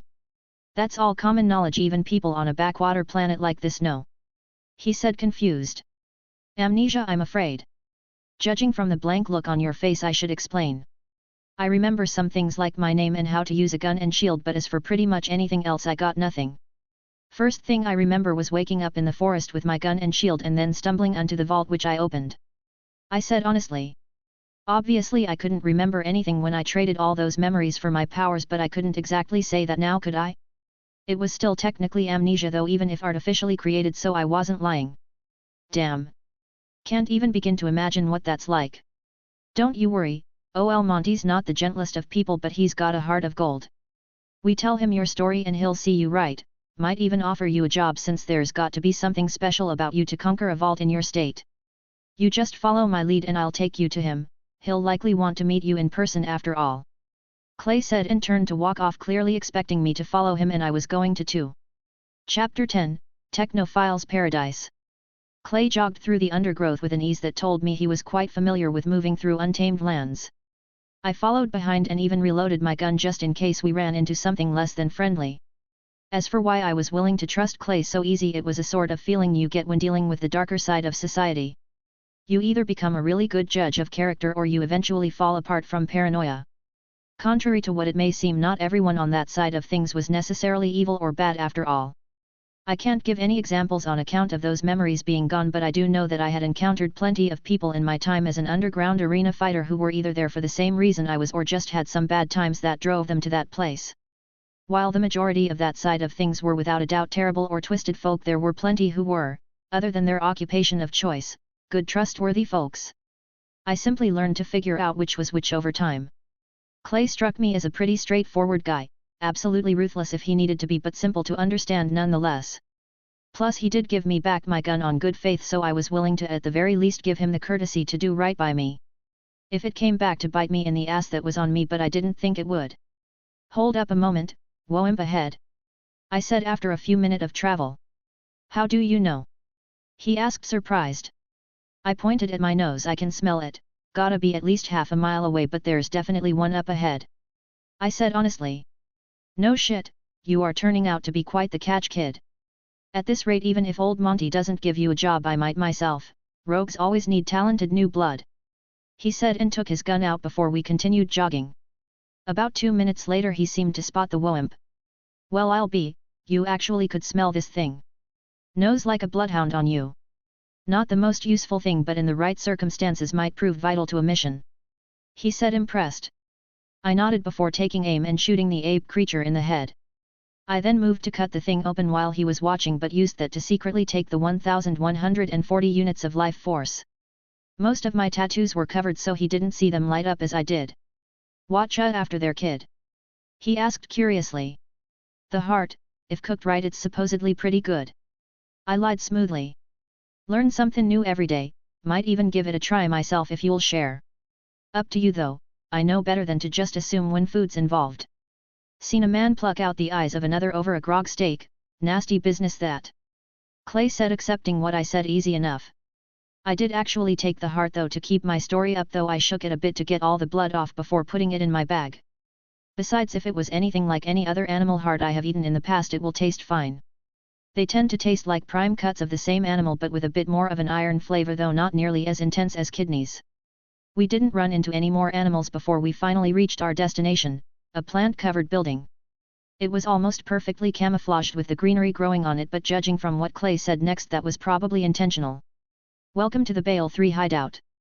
It's a smuggling base for when I need to get something through the regulation in this part of the galaxy, also got a fast travel station with a connection to my ship cloaked in orbit. That'll be our ticket to Eden 6, homeworld of the Jacobs family. He said with a smile. Fast travel? I asked confused. Right, slipped my mind that you don't know nothin'. Well, a good long time ago, before my time mind you. These eggheads figured out how to digitally break down objects, people, knowledge, virtually anything, right? And while in that state those things can be sent vast distances in almost an instant at little cost, reconstituted at their destination. There's how the fast travel units work, new U stations too from what I understand. He explained. That's incredible and also highly questionable. Like if you get broken down into pure data, then how do you know it's actually you that gets rebuilt and not a totally new person who has all your memories? I asked, rather worried. Well, I'm no egghead or philosopher, but far as I can tell those that use the stuff are the same that come out. At least as far as important stuff is concerned, that is. He said with a shrug. Not really good at reassuring people, are you? I joked. Just telling it how it is. He said with a chuckle. He opened up the base and I couldn't help but sigh in relief as cool dry air blew over me. The place had A/C. The inside of the place was damn near spotless and also empty. Like besides the yellow and white device over in the corner that was taller than he was, the entire place was pretty much a barren metal room. Was actually on my way back from a dead drop pickup when I heard your gun go off and went to investigate. Don't actually have any goods coming through this area at the moment, so the place is empty.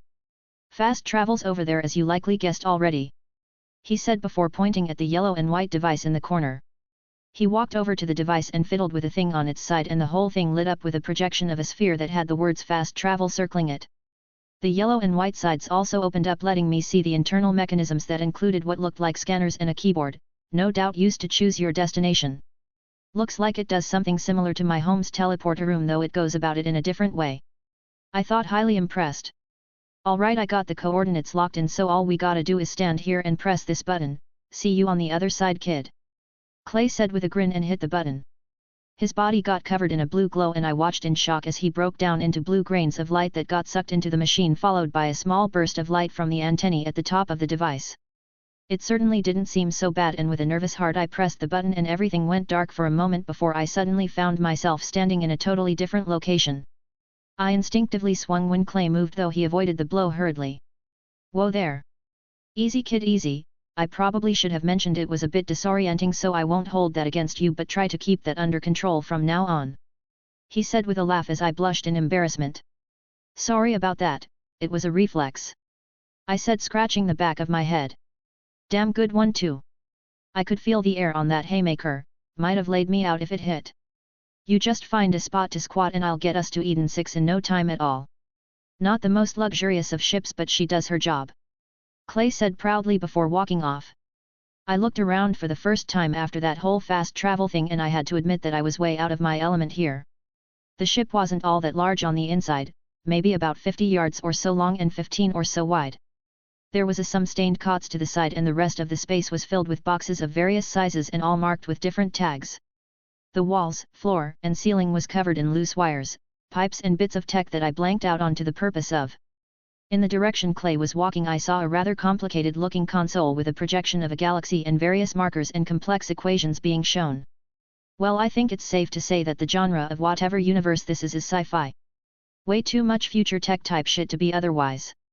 Can't judge too much though, as I haven't really seen enough to make any other conclusions. I thought as I found a relatively clean-looking cot to sit on. Clay here, got an interesting kid that you'll want to meet. I'll let him explain so you can make your own conclusions, but you'll see soon enough what I mean. Be there in a flash. Oh, and Monty, try to be nice, kids got some form of amnesia and don't react well to surprises. I heard Clay say to a projection of a grey-haired man with a thick well-kept beard that had a stern face. The projection ended after that and I felt the ship shake for a moment before the view outside the windshield drastically changed. Stars stretched and blurred for a good few minutes, which was trippy as hell, before the ship seemed to lurch forward awkwardly as it came to an end. Faster than light travel. And not by a small amount either if we just went between habitable planets in mere minutes.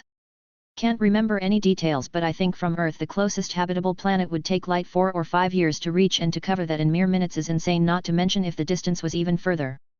With tech like this, couldn't it be possible to strip whole planets of resources in a short period of time? I thought, amazed by the tech I was seeing. This was the stuff of dreams or nightmares based on your perspective back on Earth. For me it was dreams because it meant so many new possible ways to chase that adrenaline high. Other species to fight, new drugs, and maybe even foods. I had already seen proof that aliens existed, but I wondered if they lived alongside humanity or were enemies. If they were enemies, what did the battles look like? I couldn't help but imagine a vast star-filled void full of spaceships loaded with weapons of planetary destruction and lasers capable of detonating suns fighting it out. I shuddered at the mental image. It would be a type of hell for me. Euphoria and terror in equal parts, as my life was but an insignificant nothing able to be snuffed out in the blink of an eye. Just thinking of it got my blood pumping and a grin on my face that seemed to bother Clay a good bit as he walked up. Last person I saw with a grin like that for no reason tried to eat my face. You're not gonna turn feral, right? He asked seriously. Nothing like that, I was just thinking that the tech to travel so far in so short a time meant there's got to be planet-destroying weapons, right? Got my blood pumping with adrenaline. I said honestly. Chapter 11, Swamp Ass. Clay seemed to understand but shook his head. Sorry to burst your bubble, kid, but there's no such thing. Not saying it's not possible, but that stuff's outlawed in all 6 galaxies on both the legal and illegal side of things. Steps on too many toes, so no one touched the ideas. He said honestly. That's unusually reasonable for our species. I said, astonished. You'll get no argument from me, seen all sorts of folks, so I know how bad we can get. Welp, we are currently in orbit above Eden 6, so I figured I'd best give you a bit of advice before I take us in for a landing.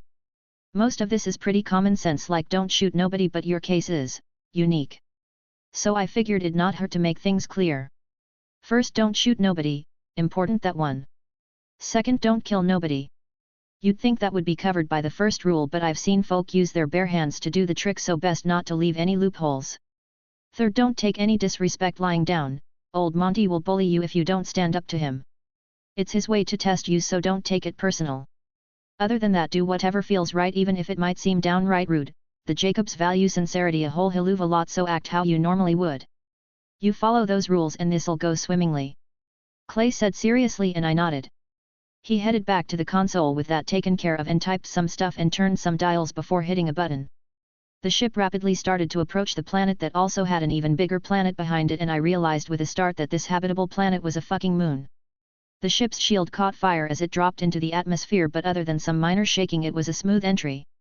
As we got closer to the surface, I was amazed at what I could see out the window: massive trees and lush dense flora that covered everywhere that wasn't covered in rocks or swamps, and even some of those were covered too. There were lumber hauling hanging trolley lines and dirt roads going all over the place where we were headed, in a vast grassy plain that led to a huge wooden manor. The grass swayed and rippled as we slowed down our descent and landed on this exact plain with a slight jostling of the ship. All right, kid, follow me, Monty already knows we're coming. Clay said and led the way off the ship, a ramp at the back behind some of the cargo that had an airlock we had to go through. My first impression of Eden 6 after stepping out of the ship was, this place is wet as shit. It was ungodfully humid, like walking through fog, except there was no fucking fog, just straight up moisture. And the heat. Dear Christ, the heat made it so much worse. This is like Florida and the Congo turned up to fucking 12. I mentally complained. Not bad, kid, most people are sweating up a storm when they first land on Eden 6, but you're dry as a desert. Clay said, seeming genuinely impressed. Please tell me this shit gets better, or I might ask you to take me back. I joked. It does once we get closer to the manor. It's the grass here, see? It's meant to be real wet to take the heat from a ship landing on it. Clay said with a chuckle.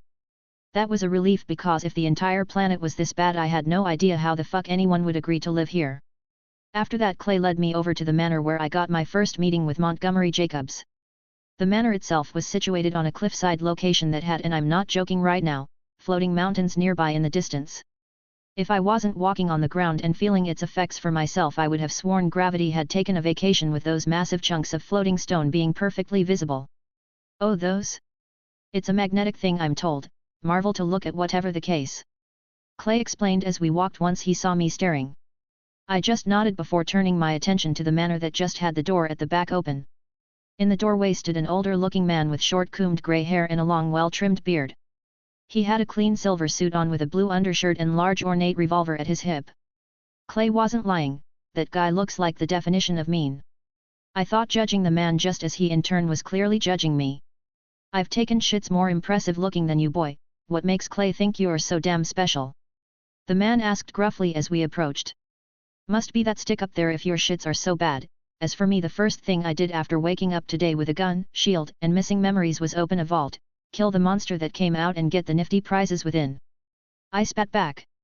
The man somehow looked even more serious. You got any proof of that boy? He demanded firmly. I reached into my satchel and retrieved my house. This good enough? I asked holding it in front of me. His eyes widened as he beheld this fear but he maintained impressive amounts of self-control. What do you want for that in the vault? He asked seriously.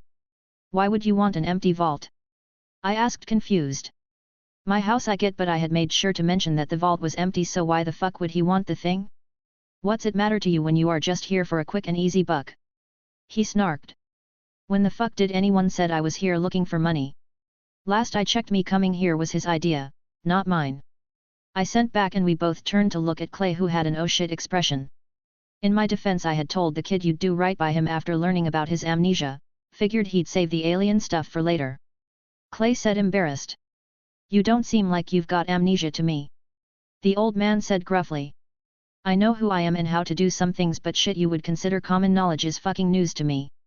I am picking up whatever little breadcrumbs of knowledge Clay has been dropping for me so far but that isn't a whole damn lot. He said you'd be willing to help me so either prove him a liar or fucking help. I spat done with this man's shit after so little time interacting with him. The old man stared me down baldron.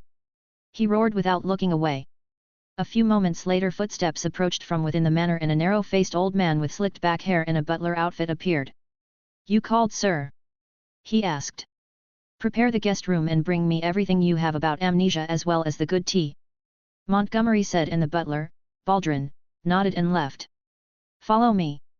He said to me and I assume Clay before turning around and walking into the manor.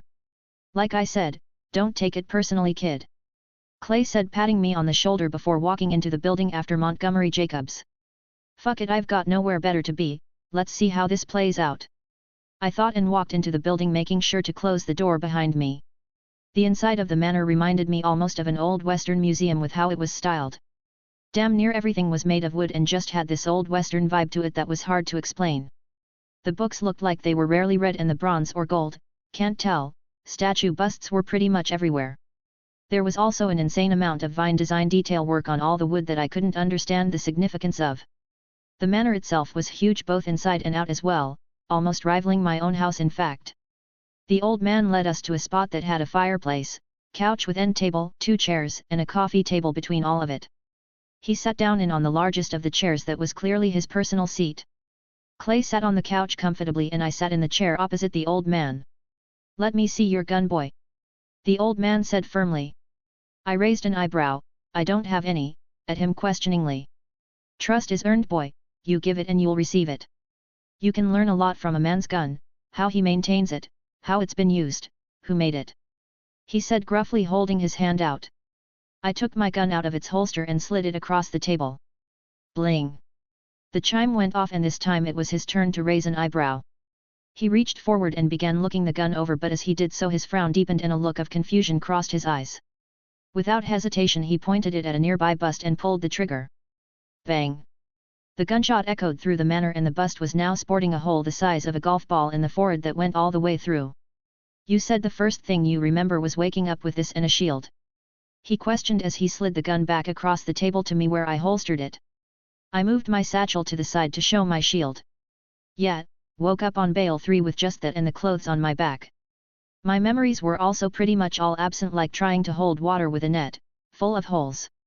I said honestly. That gun's stock, but the confounding thing is that it ain't got a single defining feature as to what corporation made it, but functions like it belonged to 3 of 'em. Seen nothing like it before. He said seriously. I can't tell you what I myself don't know. Which corporations does it seem to belong to and why? I asked, fishing for information. Jacobs, Atlas, and Maluan. We at Jacobs make the most powerful guns, and I mean that literally, got the most stopping power in our guns out of any corporation. Atlas makes the most balanced guns, not good one way or another but not bad either.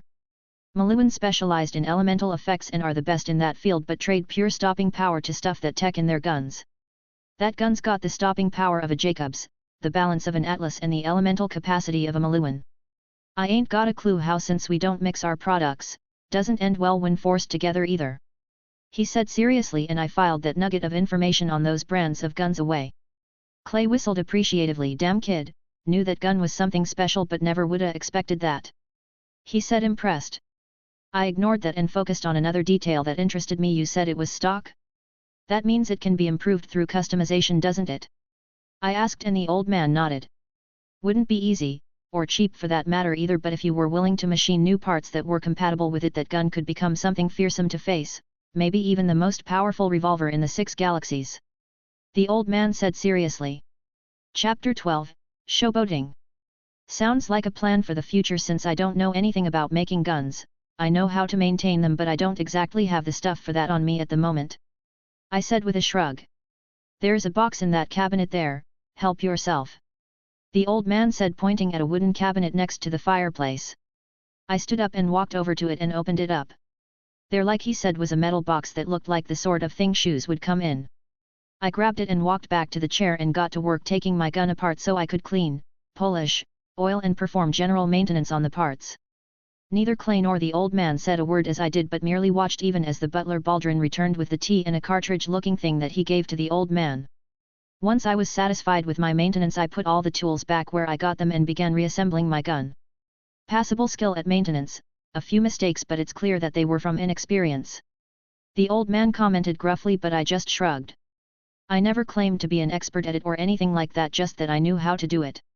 It was part of the training that came with learning to use a gun, but I didn't like using guns on Earth, so I never went beyond the basics of maintenance.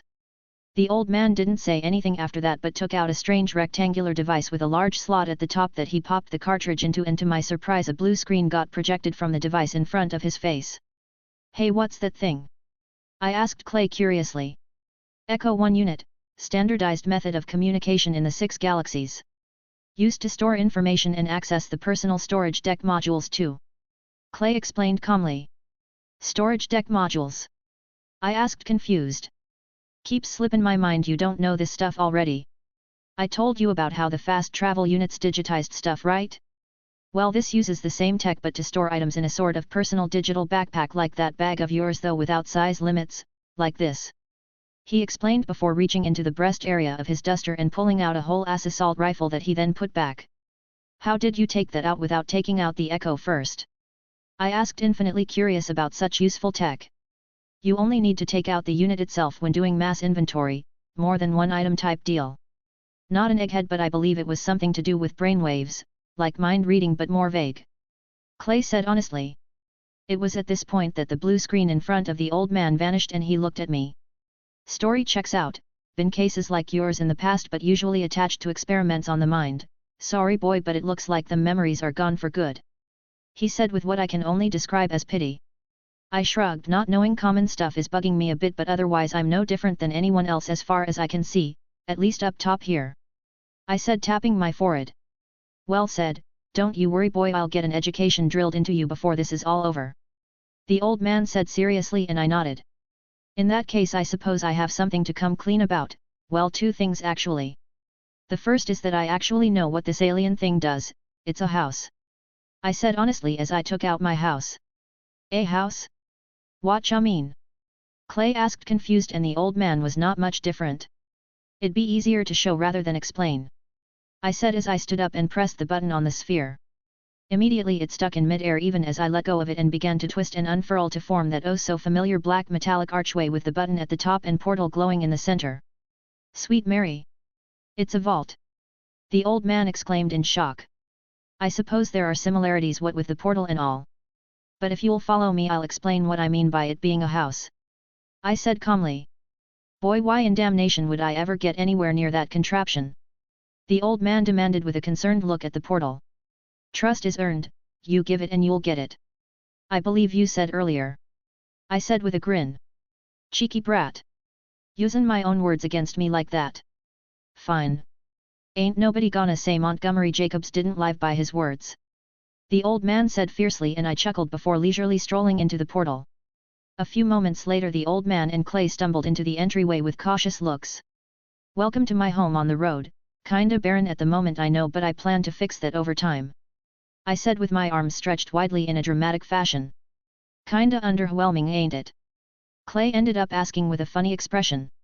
You say that now but you'll be singing another tune after the tour. First up is the standard living amenities. Got this nifty thing here that every 24 hours can create any type and portion of food you can imagine. Then there's the bathrooms and showers with running water of any temperature you can imagine all perfectly clean and pure. I said showing them around proudly. How'd you figure out what this stuff did if you just got it today? Clay asked confused. Well, when I first got this place it was in the ball form you saw before. It sort of bound itself to me after that and the place kinda gave me its own form of a tour though not as easy to understand mind you.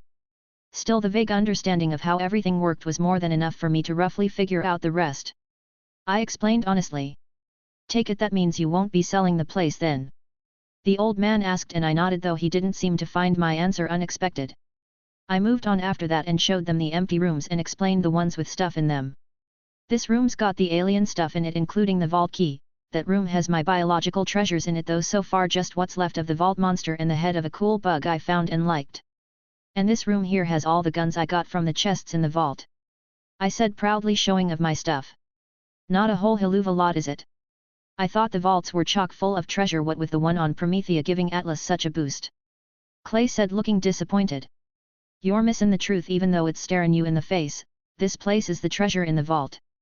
Them guns were a bonus most like. The old man said and I was surprised he figured it out so easily.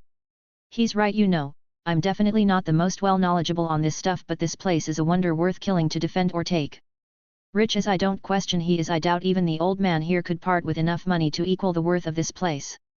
I said seriously and to my surprise the old man nodded in agreement. I moved the tour on after that and showed them the flora and fauna rooms which the old man was especially interested in.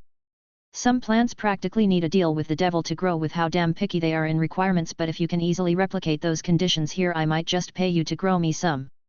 The old man said seriously when I asked about his interest in the flora growing and study room. The fauna room was likened to the universe's most elaborate zoo and I couldn't unhear that and now it was stuck with me. The crafting room on the other hand made the old man mad with jealousy. Not that that was surprising considering what the creator thing was able to do. The old man flat out said that he'd pay me a fortune just to see Jacob's weapons made by the thing. A rather odd request but it shouldn't be too hard to do if you can get me the materials and a blueprint. I said honestly after he asked. It's not about the damn weapon boy, it's the manufacturing process. Our machines are precise but they still make mistakes, a crack in the metal, a slightly tilted bore. But if this thing can just shit out a finished product with no flaws at all we can learn exactly which parts we need to improve to increase the quality of future weapons across the board. It's a goddamn goldmine for quality and prototype testing. The old man said more excited than I even thought possible. I thought about it for a moment and couldn't really say that he was wrong. If my creator thing did in fact make perfect versions of each gun manufactured by the Jacobs company any changes in the guns could be spotted and removed from sales increasing the overall quality of the weapons sold. In addition to that if I created experimental weapons they could in theory test them and make changes to the blueprint which would in turn be added to the next iteration without actually having to make a new machine for just the prototype. I can only use it once every 4 hours so I'll charge by the gun made if that's fine with you. I said with a shrug. By the gun? You trying to give me a raw deal boy? Every 10 guns sounds more like it. The old man said with clearly false outrage. Fine let's haggle then, 2. 8. 3. 5 and that's the lowest I'll go. The old man said firmly. I grinned though, 4 in a bottle of the best gut rot I can think up. I said, and the man blinked before barking out a laugh. Alright boy, you've got a deal, let's see what a brat like you can come up with. He said, holding his hand out for a shake that I returned. And that leaves us with the second to last and the final rooms, though the former I can just explain. It's a training simulation room to practice combat, plan to abuse the hell out of it for the next year to sharpen my skills before I go to wherever it is I'm supposed to go at that time. I said honestly. What do you mean go somewhere?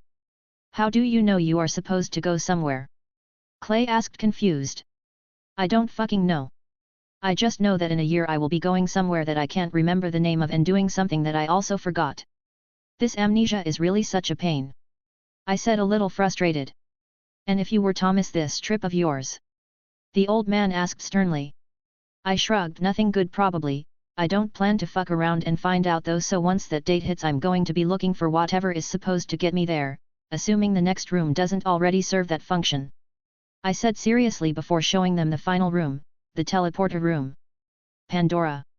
The old man exclaimed in shock after seeing the planet set as the only destination of the house. So that's where I'm supposed to go.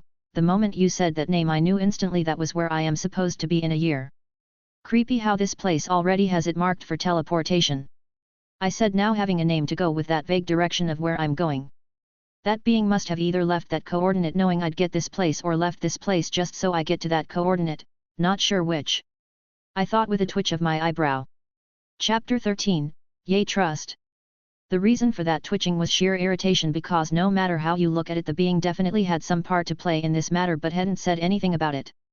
For all I know this place and my powers were a package deal with same death delivery rather than just my powers being my gift.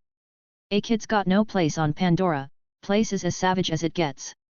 If you've got no choice but to go in a year though I swear on the Jacob's name we'll do our damnedest to make sure you'll at least not die there. The old man swore seriously. That sort of brings me to that second revelation I mentioned earlier. What do both of you know about superpowers, specifically the sort that have wicked tattoos involved? I asked a little nervously. You mean sirens? The old man asked, confused. I frowned, not familiar with the term. Can I get a description? I asked. Drop-dead beauties with wicked glowing tattoos and crazy powers. Supposedly only 6 in the whole universe. Clay said, and I stopped him. There are 7. I said, and both men looked surprised. Whatcha mean boy? The old man asked seriously. I learned that there were 7 when I went into the vault, 6 that escaped their creators and 1 that got sealed away and forgotten. Until now. I said, raising my right hand as my green tattoos started glowing. Damnation boy, you're a siren! The old man exclaimed in shock. I take it that is not something I should be casually sharing from your reactions. I said, kinda regretting it now. The old man took a few breaths to calm himself before answering me. It's not a simple thing boy. Sirens have been hunted for as long as anyone can remember and for damn near just as long a list of reasons. It boils down to 3 main ones though, they're rare what with only 6, 7 now being around. Rare means valuable boy, doesn't matter if it's useful or not, and make no mistake sirens are useful. The second of these main reasons are that no siren is weak. Each and every one of you are dangerous things that if harnessed can cause untold amounts of damage. Finally is superstition, you sirens are anomalies, things that nobody can explain and it frightens people. People kill what they fear, it's in our nature. He said seriously. Suppose I should mention a stand-in bounty on all sirens of $1 million. It gets higher or removed dependent on the siren, but $1 million is the start for unbound sirens. Smart folk know better than to chase that bounty though. Your kind tend not to come peaceful like. Clay said seriously. Hey? Never had a bounty before, so that's pretty cool I guess. I said with a grin. I really wasn't bothered by it at all. If anything I thought it was pretty badass, like look you fools. I'm so fucking dangerous that I'm wanted everywhere just for existing. Biggest flex ever. Wipe that damn grin off your face boy, you ain't getting no bounty, least not till a year from now. You're under the sturdy branches of the Jacob's tree now and the tree protects those under it from all storms. The old man snapped at me. Ah, you do have a heart, and here I was thinking you had a cold unfeeling chunk of metal instead. I teased with a laugh. So what can you do with these oh so special powers? Clay asked curiously, and even the old man bit back whatever retort he was about to utter to listen closely. So I explained how my powers worked and even a few experiments I conducted, as well as pointing out how Clay actually found me in one of my experiments. All things considered, I'd say that they took it well enough. So let me see if I noodled this out right. You're in theory immortal, can in theory grow infinitely, and can even make other things more powerful. Clay asked, and I nodded. Sounds about right. I said casually. You don't plan on starting a cult or nothing, right? 'Cause that sounds a lot like the description of a god, and bandits will worship anything that stands out, much less someone who actually fits the bill. He said seriously. Bandits? Like thieves? Highwaymen? That kinda thing? I asked, confused. Lawless bunch of inbred, cannibalistic, and psychotic folk that are as mad as a jabber in heat. Once normal working folk, but driven mad after the wars years back. Not idiots exactly, but too nuts to properly use their brains. The old man explained. There are a few outliers amongst those born into the clans, but they tend not to live long. Tall nails get hammered first, get me? Clay said, and I nodded seriously. So pretty much kill on sight then, right? I asked. Generally speaking, best to shoot first and ask questions later where bandits are involved. Now don't mean to be rude, but you've got me curious now, but what are my traits? Clay asked while holding out his arm for me to grab. Human. Life Force, 1270. Traits, Keen Sight Common Grade 500 units, Quick Reflexes Common Grade 500 units, Gun Expertise Uncommon Grade 1000 units, Clever Mind Uncommon Grade 1000 units, Athletic Body Common Grade 500 units. Now that's an impressive list of traits. So far you are the first thing I've looked at with my powers that don't have any trash grade traits, though you don't have any extraordinary ones either. I said after reading out the feedback I got. So if you were to copy all these traits, you'd become a mini-me more or less? Clay asked, and I shook my head. Better than you in all but experience.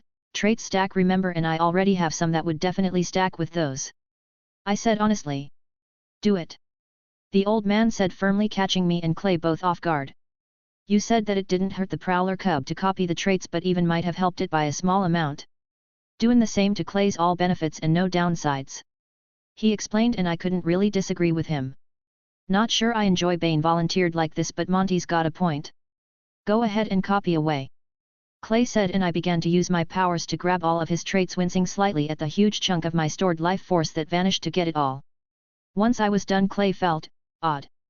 Like I could feel his traits still within him, but at the same time he felt blurry and faint despite him getting a solid 300 or so units of life force during this trade. Units of life force that had an immediately effect on him as he groaned in pleasure as his body got an inch or two taller and his form bulked up a little. He didn't look lean anymore, but not like covered in bulging muscles either. I take it back, I feel like I could wrestle a Trooks I can look at her and win. Clay said, moving around, clearly pleased with the upgrade. What about you, boy? You don't look like anything's changed at all. The old man asked, confused. I haven't integrated the traits yet, I'm seeing which ones I can fuse into my other traits. So far, Keen Sight can fuse with Keen Hearing and Keen Nose. Athletic Body can fuse with Alpha Muscles as well as Quick Reflexes. Ugh, it's so expensive though at 6,000 life force to fuse it all. I said, complaining about the price a bit. Stop bellyaching, that self-improvement is too damn expensive and just do it already. The old man barked angrily, and I felt wronged but went through with the fusions. All the Keen Senses traits fused to create Enhanced Senses Rare Grade.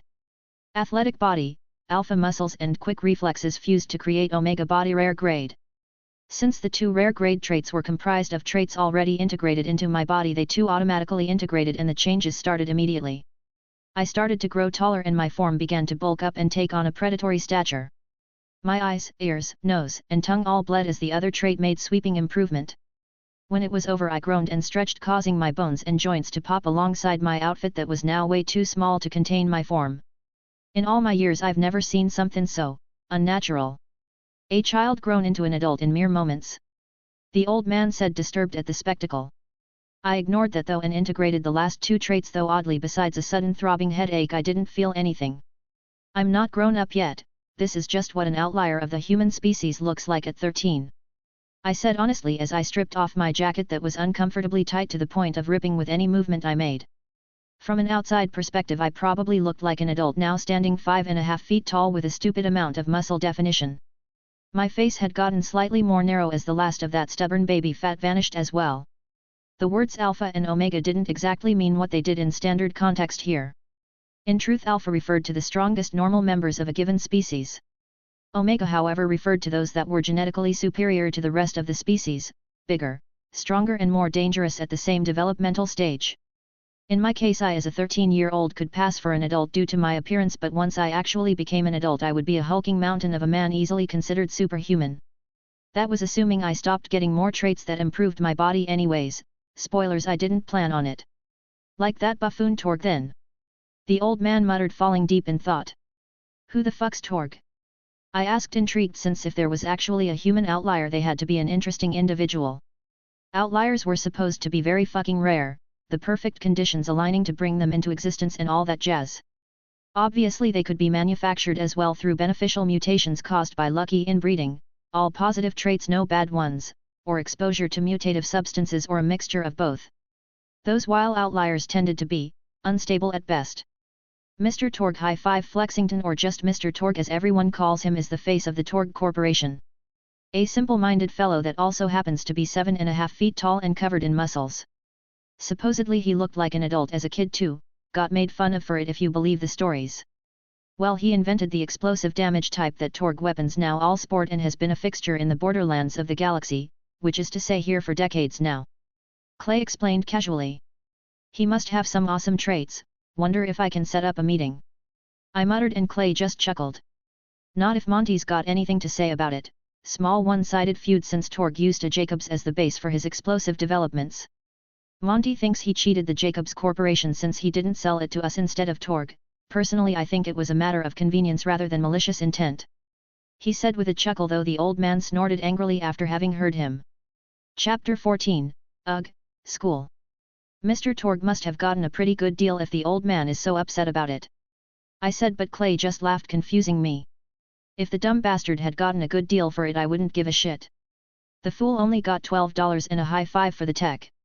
The old man said with irritation clear. The fuck? If it's become a staple damage type, wouldn't that mean that billions of guns with that stuff on it have been sold? I asked incredulously. And that's why Monty here has a grudge against Torg. The price he got was an insult to the Jacobs name. Clay said with a shrug. Enough about that muscle-brained buffoon. We need to make a plan for the next year if we are to get you up to snuff, boy, and you ain't gonna like it. The old man said seriously, and he was God's damn right. No new life force, traits, or fights outside an hour in the sim training room for the next 6 bloody months.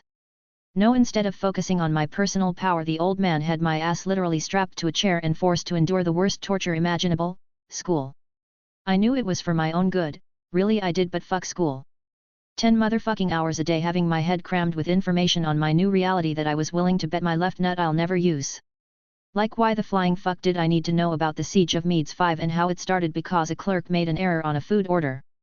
The story was insane, as apparently some important dipshit had a food allergy and the clerk accidentally made a mistake on his orders, so the dude died in the middle of a peace summit of all things. They thought it was a declaration of war from the planet that the food came from and sieged that shit, killing millions before the error that caused it was discovered.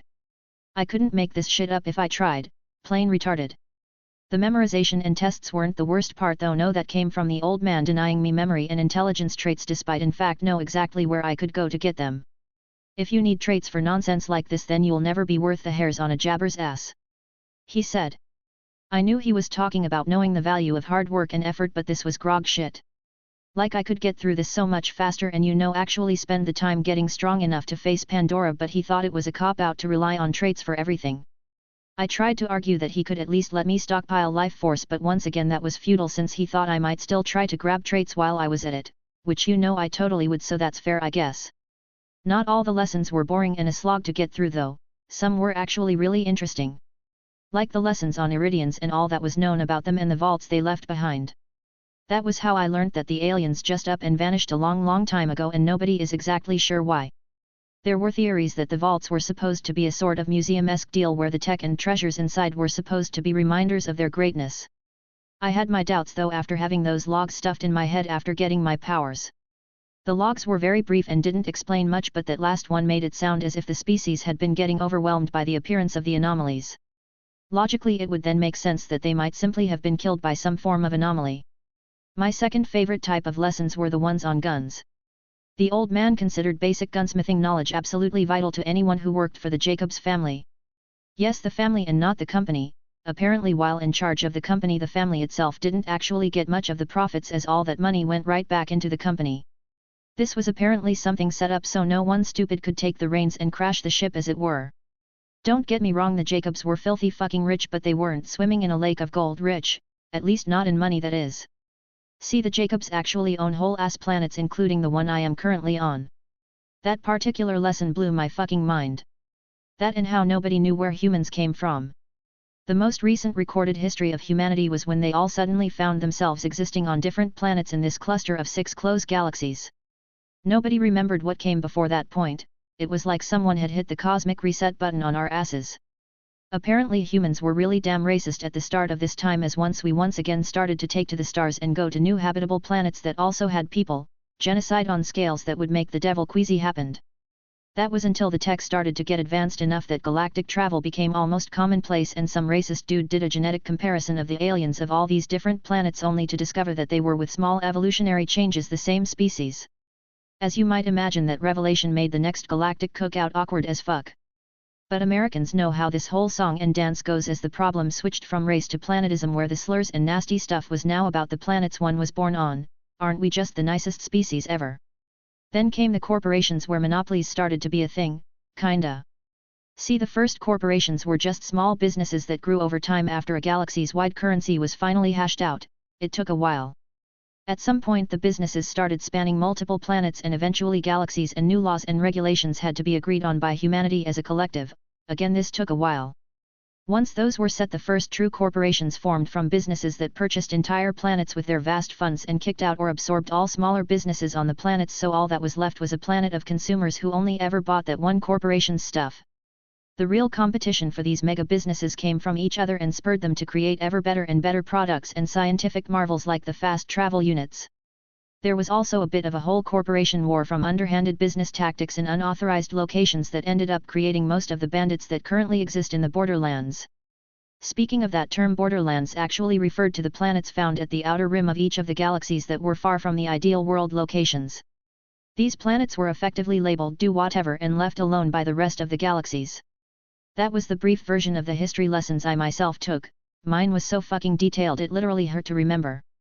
Montgomery Jacobs was thorough if nothing else though, and had me taught mathematics, bleg, cursive, mat, law, bleg, business, surprisingly something I'm good at, engineering, I was pretty good here, botany, mat, zoology, I paid attention here, biology, here too, physics, I was decent at this, Iridian, I learned everything they could find, it was unsatisfyingly little, and chemistry, I almost died here.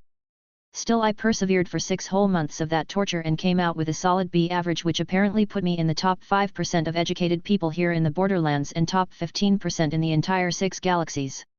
I wasn't sure if the vast majority of humanity was that stupid or if education was just that bad all round. Finally though, the old man got to the part of his grand make the best Alex possible in a year plan that I actually was excited for: power usage. Alright boy, now that you've got the best education my money can buy for such a short time frame, we can get you powered up. The catch is that you'll have to hunt everything on your own starting from here on Eden 6, and once you get all that this planet can offer you, I'll have Clay drop you off on another planet of your choice to hunt there, since you can mark those planets with that house of yours and go back afterwards. If I'm right, you only have time for these 2 planets before Pandora will come calling. Make the most of 'em. The old man said sternly before kicking me out of the manor with just an echo. My clothes, got some new ones, and my gun and shield that had gotten a little upgrade. Name, Adaptive Death Plus. Level, Legendary/Unique. Type, Repeater Pistol. Damage type, N/A. Manufacturer, Drake. Customizations, Extended Barrel, Caliber Conversion Up, Textured Grip, DG Struct Auto-Loading Mechanism. Affix, some say death is the end. If the adaptive rebirth is equipped, damage changes based on the element equipped to it. See, like I said, just a small upgrade that made my gun a fucking beast of a pistol that hits like a sniper, mostly because I converted the caliber size of the gun up to standard sniper range. For any normal person, the recoil on this gun would make it nigh unusable, as it was basically a high-caliber sniper rifle reduced to a single-handed revolver. For me though, it was just right. The biggest downside though was that the firing rate had dropped a good bit, as I could only get off 3 shots in the same amount of time I used to be able to get off all 7. Reloading also would have been a bitch if I hadn't put an auto-loading mechanism on it. Thanks to it, reloading after emptying the cylinder only takes about a second and a half. The way it worked was that it had a sensor that detected my shots left, and when I'm out it DG destructs the empty casings and then DG structs full ones in place so long as I have bullets saved up in my inventory. Monty had made sure I had an echo within the same day I started living in the manor, and I had been getting familiar with it for the last 6 months, so I was pretty well versed in its uses. I suppose I should also mention I got acquainted with Monty's son and heir Wainwright, as well as his son's lover/best friend Alistair Hammerlock. Wainwright Jacobs wasn't a very imposing person like his father, but rather more of a mild-mannered gentleman. He had wild graying brown hair and bad eyesight, but was a peach to just sit around and shoot the shit with. Hammerlock was kinda a stereotypical British explorer/biologist/hunter with a robotic eye and arm and all about the call of adventure. Let me tell you, the dude was an absolute encyclopedia of knowledge on all things animal. Both of these men had been made privy to my rather special circumstances, and Hammerlock in particular expressed no small amount of envy at the nature of my powers. To hunt a beast and truly make its very life's essence and power your own, a thing of great envy for any hunter worth his salt, I assure you. He had said genuinely at that time. Chapter 15, Hunting. Alright, so I've already made a list of every species and creature of note on Eden 6 according to the online forums on the EchoNet. According to that list, jabbers and their subspecies as well as saurians and their various species are the most abundant creatures on this rock. The tyrants in particular from the saurians should have a lot of life force and some decent traits. I thought as I stood outside the door after the old man kicked me out to fend for myself. It was as I had come to expect, humid and hot, as I walked on the dry dark stone outside the front of the manor towards the lift to the small village that was built with a deep chasm between it and the manor. It was mainly populated with what can only be described as hillbillies, like besides not being inbred, usually, they fit most of the other descriptors there. They were superstitious, kinda dumb, and kept to themselves with their odd customs and practices. The lift itself was just a metal platform moved from the manor side to the village side by a set of turning wheels on either railing, powered by what looked suspiciously to be an electric lawnmower engine. The dirty folk of the village saw me coming, but beside mild interest at the topic of several rumors coming out of the manor after 6 months, they didn't seem to care. The ramshackle wooden and metal buildings that made up the village weren't really anything to talk about, but the fact that it was built literally on top of a watery muddy swamp was. You could take 2 steps out of any building here and step into 3 inches of mud, for fuck's sake. Good thing my new outfit was made for all-terrain travel, including through space. I thought with a smirk. My new outfit was one that I, Clay and Hammerlock, designed to be the ultimate apparel for the vast majority of biomes. The base layer was a skin-tight, airtight nanomaterial regenerating carbon mesh that covered every part of my body except my hands and head. If I added a helmet and gloves, I could go directly into the cold vacuum of space with just this layer alone. It wasn't very durable though, so otherwise not an ideal outfit. I should also point out that you could see everything when I was in just this layer. When I said skin-tight, I fucking meant it. The next layer on my lower half fixed this issue though, as it was a sleek armored pair of leather pants and grogskin boots. For my torso I had a open-chested long-sleeved synthetic armor-threaded black duster coat that had the word Jacobs printed on the back in big bold tan letters. It had pockets too. The coat also had heating pads on the inside for cold climates. My favorite part of the outfit though was the face mask that was designed to filter the air I breathe as well as give me a heads-up display courtesy of the lenses of the eyes connecting to my echo. The mask itself looked like a snarling prowler or lion with my thick dark hair spiked up behind it like a mane. Admittedly, the design of the mask was Hammerlock's idea, but to be fair, he had a really convincing argument. If you are to become the ultimate predator, the least you can do is look the part. He had said, and gods was he right. I looked like I meant business with my gun on my right hip and my shield on my left in this outfit. Oh. A quest. I thought, surprised when I saw the big yellow exclamation mark above one of the villagers' head. Quests were a fascinating subject about the universe I was in, as they were more or less job requests that anyone could issue or take. It was pointed out by that yellow mark and created via the Echo HUD, with your objective being marked clearly in the right side of your vision, and the Echo even highlighted the objective items for you. It was all very video game-like and user-friendly. That wasn't a fucking coincidence either, as the dude who made the Echoes was a video game enthusiast and wanted to make reality more game-like. It was a weirdly effective system too, as those big bright yellow exclamation points drew the eye and triggered a sort of impulse to investigate them. Anyways, I walked up to the shirtless big-bellied dude picking his nose that had the quest. "What ya need?" I asked curiously and more than a little excited to do my first quest. Hey? Oh right, well some grogs done stole all ma shine. I want ya to get it back and kill those wasted grogs while you're at it. He said, and I got the quest automatically added to my HUD as well as an area of my minimap being circled to tell me where the grogs were. I nodded at the dude and started walking through the thick brown muck towards the spot marked. I just thought about it and I think I'll throw in a little something extra if you use a fire weapon to kill them wasted grogs. The dude sent over my echo after I started to get close to the area with the grogs. Fuck. I cursed since I didn't have a fire weapon on me, just the current cryo of my gun. I saw the grogs in the distance and identified them easily as poly grog, wasted fire grog. There were 3 of the first, 5 of the second and 1 of the last. They all looked more or less the same but each type was slightly different from the last. Polygrogs were small cat-sized bipedal raptor-looking things with leafy-looking feathers on their heads and large frog eyes that honestly made the things kinda cute, sharp teeth withstanding. I can see why they are kept as pets, kinda cuddly in a weird reptilian way, like an iguana. I thought right before making all 3 of the things explode with a bullet each. Hey. The other grog types screeched and came at me but I just watched as they stumbled about drunkly. That's just sad. I commented and pulled the trigger 5 more times, exploding all of the grogs which looked the same as the poly grogs except were a little bigger, medium-sized dog maybe, and had no feathers. Once my gun was reloaded I casually blew the head off the fire grog that once again looked like a normal grog but was even bigger, person-sized right about, and had red skin. My quest updated after they were all dead and the dude spoke up. Aw shoot, I was kinda looking forward to seeing a drunk grog running around on fire. Welp, might as well grab the rot gut and get back here. The dude said, sounding disappointed. I just chuckled and moved over to the fire grog to grab my real prize. Fire grog. Life Force, 572.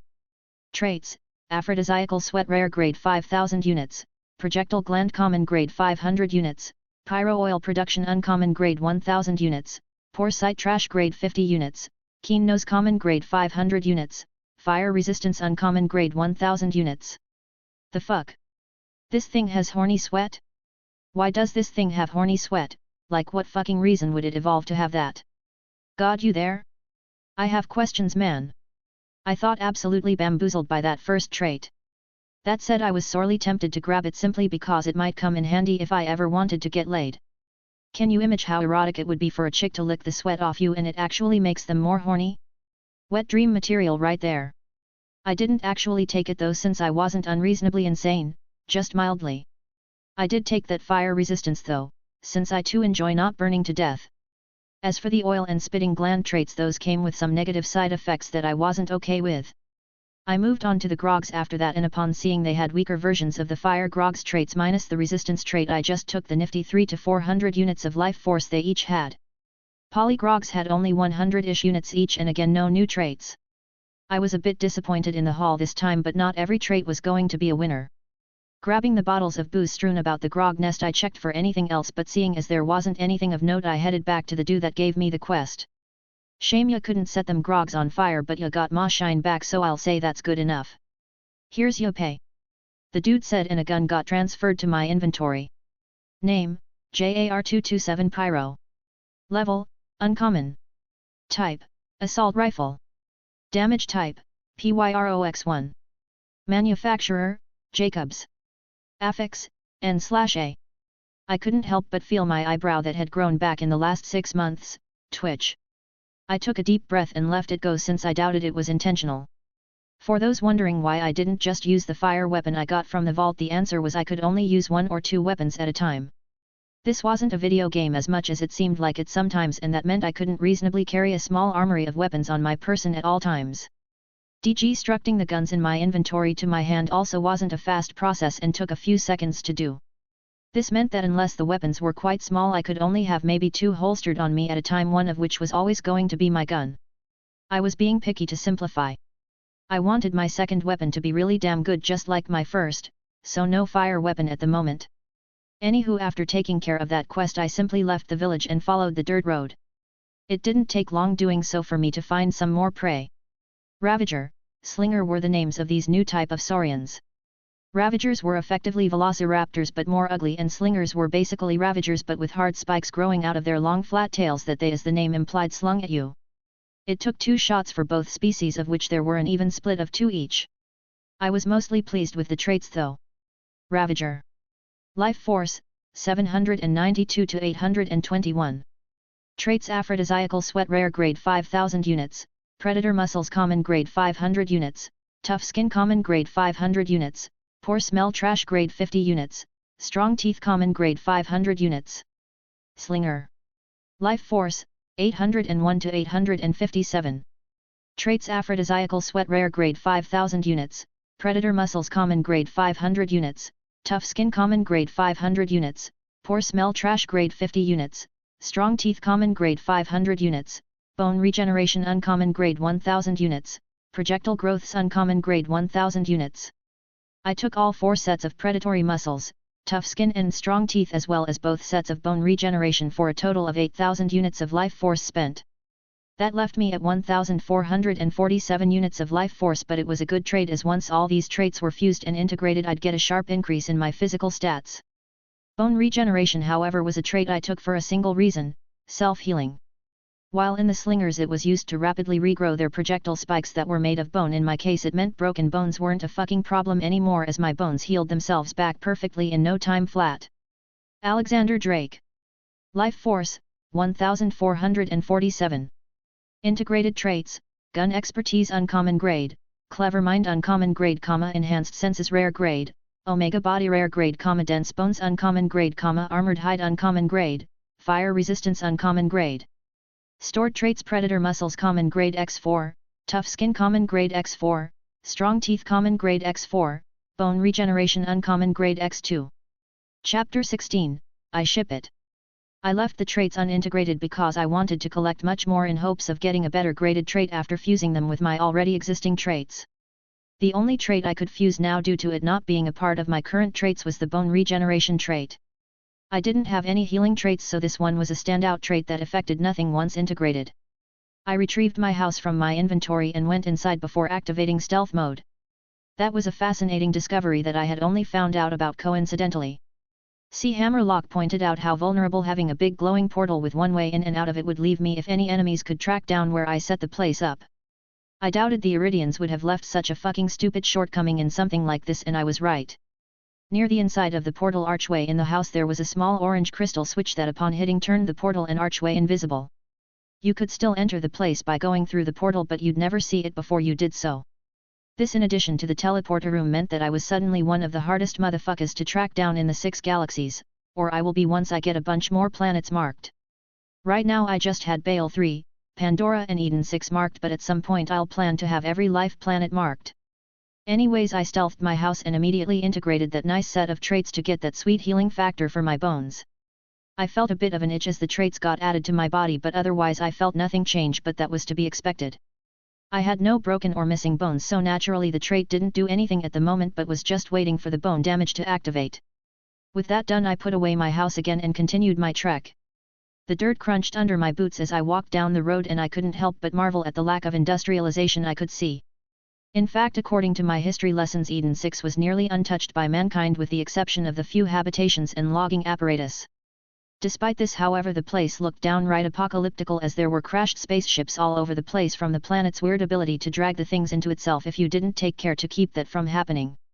Strangely though, none of the locals thought to strip the ships for parts, even though that would have been an extremely easy way to craft a ship of your own.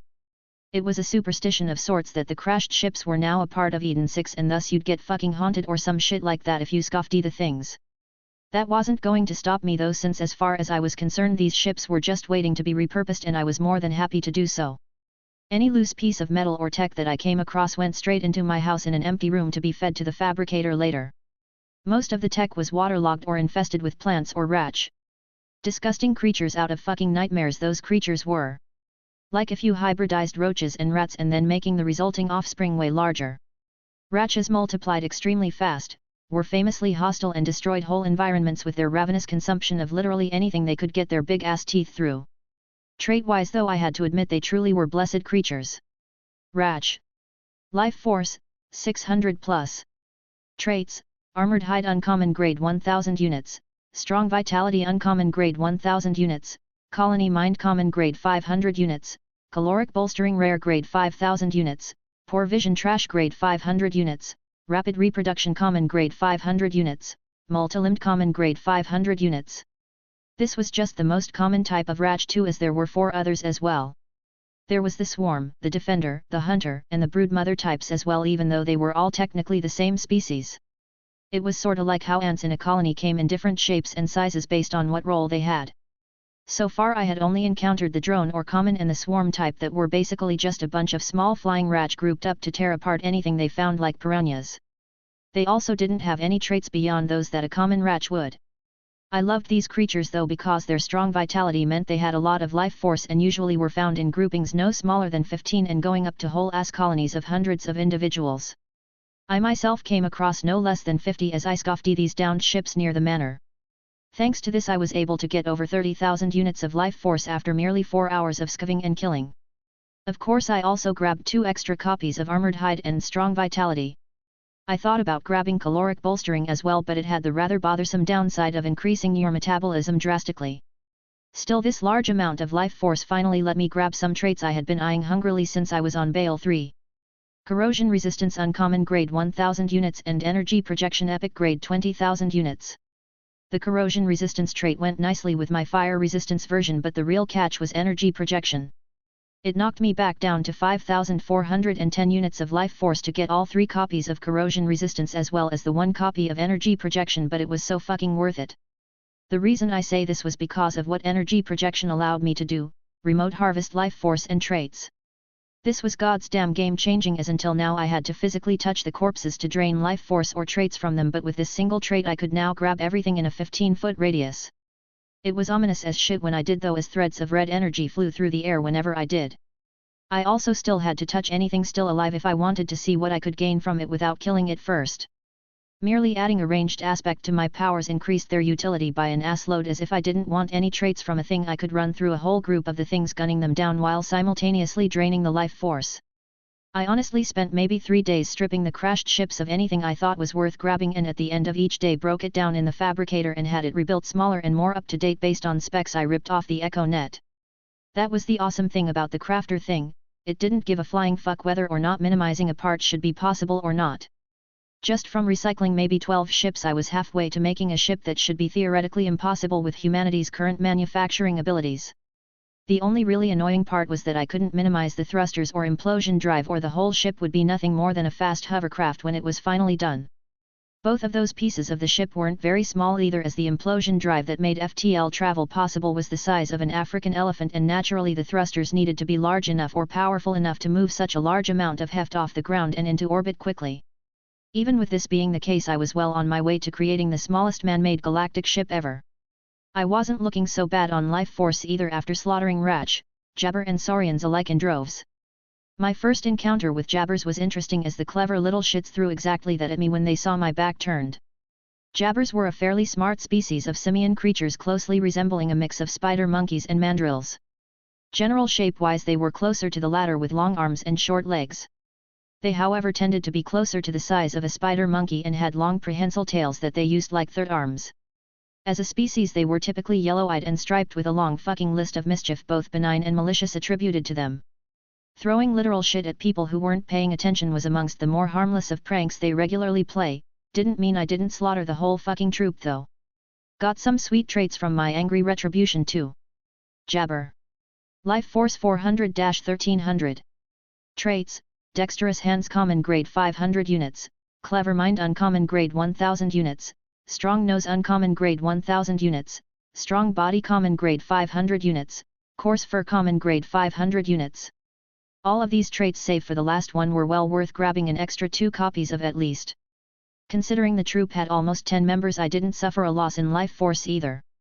I earned only a little under 2,000 units of life force from the troop even after grabbing the traits I wanted, putting me a 6,310 at that time, since it was shortly after I grabbed energy projection. I ended up spending a week just hanging around this part of Eden 6, kinda ignoring my hunting goal in favor of stripping parts from the crashed ships to make my own ship. That wasn't to say I hadn't gotten a fuck ton of life force thanks to the Jabbers and Rach that tended to live near or in these ships not liking me doing so. 147,289 units of life force, mostly from the Rach by the end of the week. That was a frankly crazy amount of life force that was nearly 10 times what the Colossus had. I had also made an estimation thanks to the 6 months learning time that I hadn't gotten any new life force and that 100 units of life force was more or less equal to 1 year of life. That meant even if I did nothing but sit on my thumbs all day I had a lifespan of over 1400 years at this exact moment. Can you even fucking imagine what that would be like? All the time you could ever want at the tip of your fingertips. Me though? That shit was like fucking toilet paper with how valuable it was to me. If I ever made a planet-wide killer I could harvest all the life force on a planetary scale which was likely in the billions or even trillions of units. So much time that at the low cost of genocide on a planetary scale seemed well worth it. The only prerequisites needed to pull that off is being able to cover a whole fucking planet with my powers and to somehow be able to kill everything on a planet, that's it. When you consider that there were billions of life planets in just the 6 galaxies you can suddenly comprehend just how busted my powers were, or rather could be if I went full evil douchebag. Obviously I wasn't going to do something so absolutely evil but the idea still stood. Well actually if it was like a planet full of rats I might. Should probably fuse and integrate these traits while I am here too. I thought with a chuckle as I finally fabricated the last part of my ship. Alexander Drake. Life Force, 147,289. Integrated traits, Gun Expertise Uncommon Grade, Clever Mind Uncommon Grade, Enhanced Senses Rare Grade, Omega Body Rare Grade, Dense Bones Uncommon Grade, Armored Hide Uncommon Grade, Fire Resistance Uncommon Grade, Bone Regeneration Uncommon Grade, Corrosion Resistance Uncommon Grade, Energy Projection Epic Grade. Stored Traits Predator Muscles Common Grade X4, Tough Skin Common Grade X4, Strong Teeth Common Grade X4, Dexterous Hands Common Grade X2, Clever Mind Uncommon Grade X2, Strong Nose Uncommon Grade X2, Strong Body Common Grade X2, Armored Hide Uncommon Grade X2, Strong Vitality Uncommon Grade X2. Comment. 7 Comment. Vote. Chapter 17, begins. Hoo boy, that's a hefty list of traits right there. Where to start? I thought looking over my stored traits. Predator Muscles plus Strong Body plus Dexterous Hands plus 3000 units equals Omega Body Rare Grade X2, Tough Skin plus Armored Hide plus 4000 units equals Armored Hide Rare Grade. I thought as I paid the price for the fusions I had. That just left me with the standout Strong Vitality as well as the 3 traits that could be directly fused into a trait I already had: Clever Mind, Strong Teeth and Strong Nose. After all my fusions were done and I started the integration with all these loose traits into myself, things changed immediately. First, my already existing Omega Body fused with the 2 stacks of the same I had just fused, which added an extra 2 inches of height to myself while not seeming to affect my musculature at all. To my surprise, my Armored Hide didn't get a new name but rose up a grade after integration, which felt extremely weird as all of my skin sort of felt like it expanded before condensing. The integration of the stacks of Clever Mind, Strong Teeth and Strong Nose caused a few different changes. The first was that all of my senses grew sharply superior in an instant as sharp senses got upgraded a bit, which was slightly disorienting. The second was that Dense Bones turned into Superior Bones Rare Grade. The final change was more subtle, but I suddenly felt it slightly easier to grasp knowledge and apply what I grasped in inventive ways. Not exactly smarts so much as being more able to learn fast and apply what I learnt. Oddly, the change in my bones trait didn't cause me any discomfort but rather was actually pleasurable to a degree, like I had been carrying a jabber on my back this whole time but someone had shot it in the face causing it to fall off. Were my muscles putting strain on my bones due to being so much ahead of them? I pondered in surprise after the change was over. In theory that was possible since I was continuously increasing my musculature but my bones weren't getting the same rate of improvement. I didn't doubt that I was beginning to approach superhuman levels of strength, so if my bones weren't ready to handle that sort of thing I would have some serious problems. I'll have to keep an eye on that from now on. For now though, I need to figure out how the fuck I'm going to take this pile of parts and turn it into a ship. I decided with a strange look at the odd mountain of ship parts just sort of sitting casually in one of my rooms. Anyone who says that a ship was a simple thing to make are lying through their fucking teeth. I pulled the parts blueprints straight from the EchoNet, so I knew that they would work, but we are talking about a machine capable of safely sending a person not only into space but also through it at FTL speeds. Something like that couldn't just be put together like a fucking Lego set even if you somehow knew where everything went. In the end I contacted the old man through my Echo. This call got anything to do with you pilfering the crashed ships and carving a bloody path while you did it? The old man asked immediately. As a matter of fact, it does. See, I recycled those parts since it seemed a waste to just leave them to rot out here, and now I've got a bunch of brand new top of the line ship parts and don't got the know-how to put them together. Figured I may as well call the one person I know who might be able to remedy this regrettable situation. I said with a grin. How top of the line we talkin' here, boy? The old man asked, and my grin grew wider. I had the foresight to copy the blueprints of each of the parts I made, so I just sent that to him and waited for him to respond. I want one. If I'm readin' these right, you got all the parts for a ship no bigger than a dropship with galactic travel. I want one with the Jacob's name on it, boy. The old man said firmly. You'll need to collect the stuff for the fabricator to shit the parts out, but I don't mind. I said honestly. He agreed, and that was that with the ship, which left me with hunting to take care of. I opened my notes on my Echo and looked over the creatures of note that Hammerlock was generous enough to give me. There's the Indo-Tyrant, Chink Stomp, and Ednian Bloodfeather, with the Indo-Tyrant being usually spotted out here in the swamp of this area which I am closest to at the moment. I thought casually before putting away my Echo and heading for that spot after marking it on my map. The brown muddy water sucked at my feet as I moved through it, though not enough to be much more than mildly inconvenient. The Indo-Tyrant was supposedly much like a normal Ravager variant Saurian, except with some nifty extra tricks, and also being like the size of a fucking elephant. It was not hard at all to find the thing, considering it was massive, and absolutely thought I looked delicious. I drew my gun and squeezed the trigger 4 times and watched as the biped's ankles exploded and it fell over with an anguished roar. Holstering my gun, I casually walked over to just outside of lunging distance and looked the thing over. It had glowing green eyes and a sort of frill at the top of its head that wasn't typical of Ravagers at all. It was clear to see that it was also trying to regenerate its ankles, but was being stopped by the ice left by my cryo rounds. The big bastard snapped at me, and to my shock even pulled a tyrant move and spewed fire at me, which hit my shield and switched my gun's damage type to shock. TCH. That wasn't very nice at all. I said, annoyed, and unloaded my gun into its chest where the heart was. It spasmed heavily as electrical energy ran rampant even when my powers told me it was dead and could take the life force and traits. I didn't, however, but called up Hammerlock instead, since he enjoyed making trophies of great hunted beasts. I would most certainly like to have the head of a beast such as that upon my wall. Please do cut off its head for me, would you? He said after I asked him about it. You got it, beast man, I'll drop it off for Wainwright to hand to you next time you see him. I said with a smile before moving to cut off the thing's head. Indo-Tyrant. Life Force, 2286. Traits: Aphrodisiacal Sweat Rare Grade 5000 units, Alpha Body Uncommon Grade 1000 units, Tough Skin Common Grade 500 units, Poor Smell Trash Grade 50 units, Strong Teeth Common Grade 500 units, Flame Breath Uncommon Grade 1000 units, Gigantism Uncommon Grade 1000 units. This thing is just a really big fucking Ravager, only has one trait worth getting out of the bunch.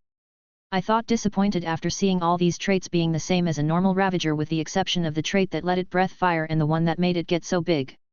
Still, the fire breath trait didn't have any real downsides, so I grabbed it and the leftover 1200 and change units of life force. The fact that fire breath didn't have any downsides came as a surprise, since I had assumed that it would barbecue me from the inside when I used it or something like that, but no. It was literally just a special bit added to my lungs that created an aerosolized chemical that upon being ejected from my mouth burst into flames.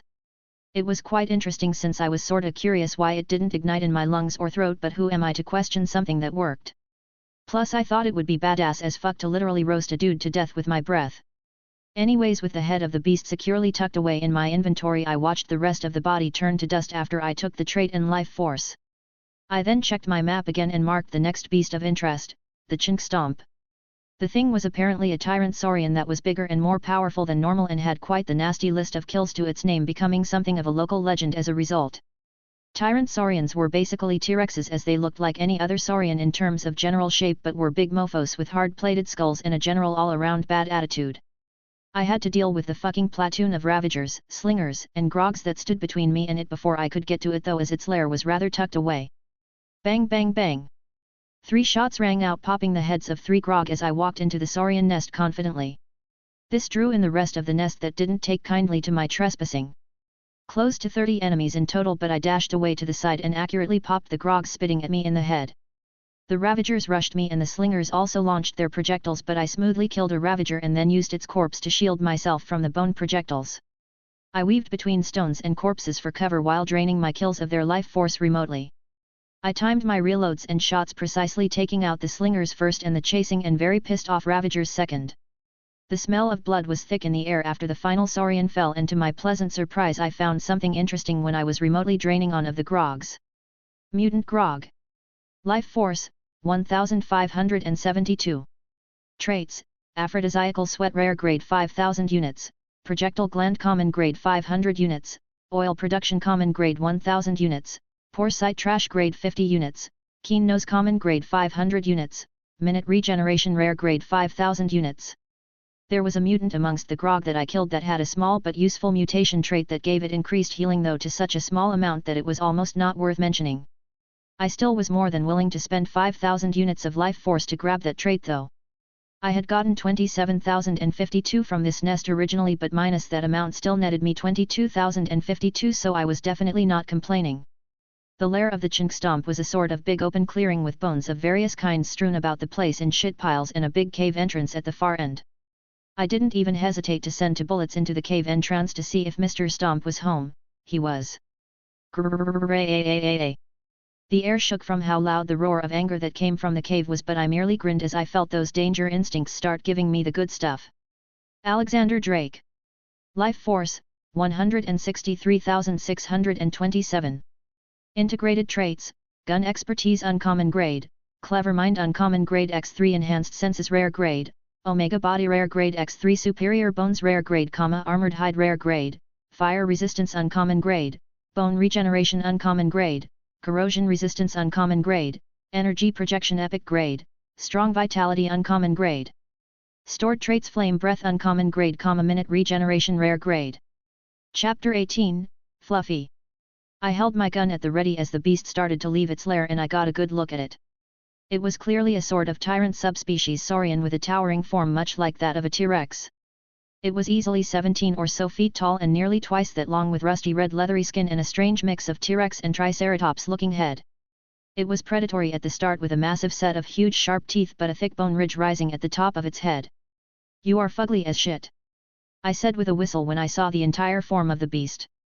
The big lizard roared loud enough to shake the air and make my body vibrate.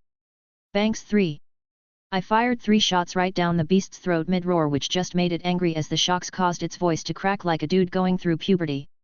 It stomped over towards me, and I immediately noticed that for all that size and clear strength the thing was slow as fuck. I was not. I burst forward, not wasting any movements, and slide right under the open jaws of the beast and between its legs. Bang! I pop a single shot at point-blank range into its ankle joint on its left leg. The thick skin barely slowed the bullet that ripped into the poorly defended weak point, and the shock damage of the bullet exploded for extra nerve damage as the delicate joint was blasted apart. The beast screamed as it collapsed under its own weight, and I rolled out from under it before it could crush me underneath it. Ankles and knees are rather nasty weak points for giant bipeds like you, bud, not that you'll live to remember this advice to begin with, I said as the big beast glared at me with vitriol. Naturally the beast tried to kill me even with its handicap, but I wasn't stupid enough to get anywhere near it when it had its back to the corner like this. Even the gout of fire it breathed at me was avoided by keeping its body between me and its mouth. Eventually, after an uncomfortable amount of headshots, the beast keeled over. I don't even think Hammerlock would want this thing's head with this amount of holes in it, I thought, shaking my head and claiming my reward. Chomp stomp. Life Force, 8230.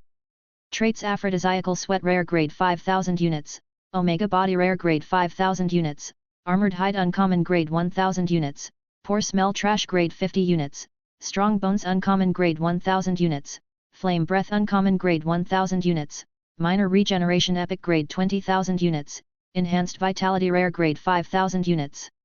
Damn son, now that's a loaded trait pool if I've ever seen one. I thought, seriously impressed by the traits this thing had. It didn't have anything extremely high grade or broken like the Colossus, but was definitely not far off in terms of builds. This damn thing was an absolute unit, and it wasn't hard to see why it was a local legend. The trait that interested me the most thought was definitely minor regeneration. That was an honest to God's healing factor, even if minor as it said. I grabbed that, as well as enhanced vitality, flame breath, omega body and strong bones. This was an expensive purchase, but well worth it in my opinion, as the corpse turned to dust. Now to see what goodies that thing has squirreled away in that hole there, I thought as I reloaded and holstered my gun. I walked into the dark dank cave that the beast had came out of and ignored the crunch of bones under my foot from all the meals that the beast had eaten here. The cave was fairly normal looking, with dark dirty wet walls, ceilings and floors that had some spiky hanging bits coming from the floor and ceiling. The air was also not very pleasant as it smelled like decay and shit, which was to be fair typical for most predators' lairs. The bones got less and less as I got further into the cave, which also tracked as most beasts didn't shit where they slept.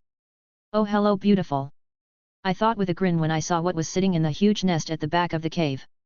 It was a messy mix of feathers, fur, leaves, sticks and mud that covered the walls and ceiling like a strange sort of underground bird basket. Within this nest, however, was a single oval object about 3 feet tall and with uneven but smooth hard green and red colorations, an egg. I didn't need any help at all to realize that this was the egg of the beast I had just killed. I have been curious what would happen if I were to add life force to a still developing creature, so this is a great opportunity. I can also try adding traits too if that's possible.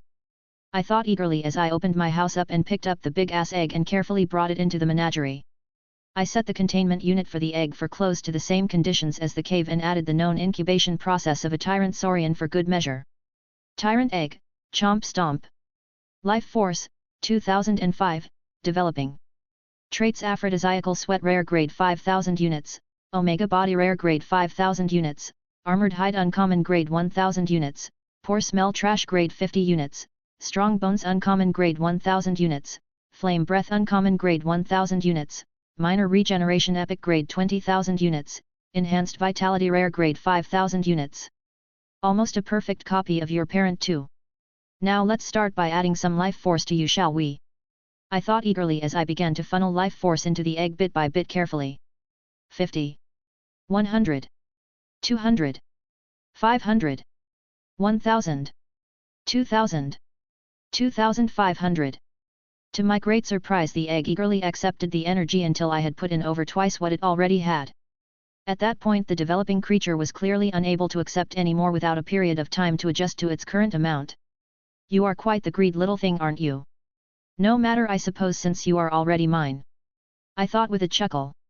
I didn't attempt to add any new traits to the thing yet, as most of those that I currently had stored and not integrated it already had, so there wasn't much point in doing so right now. The only exception at the moment was minute regeneration that I got from the mutated grog and hadn't integrated yet. I only had the one copy, however, and it wasn't such an easy thing to go get more of either, so I wasn't just going to give it up on an experiment that may not even be possible.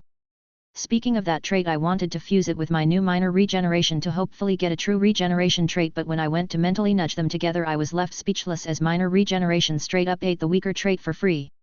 A less than ideal outcome, but it was what it was.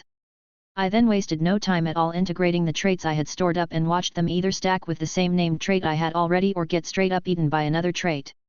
The exceptions here were flame breath, minor regeneration and enhanced vitality. The last of which I paid 5000 units of life force to fuse with strong vitality to create superior vitality epic grade. The changes to my body were rather minor during this round of integrations and thankfully not painful as a result. My whole body sort of felt tighter for a moment during the integration, while my lungs tingled in a more annoying than painful way, but that was pretty much it. I was a little giddy when I tried out my new flaming breath and exhaled a small burst of fire.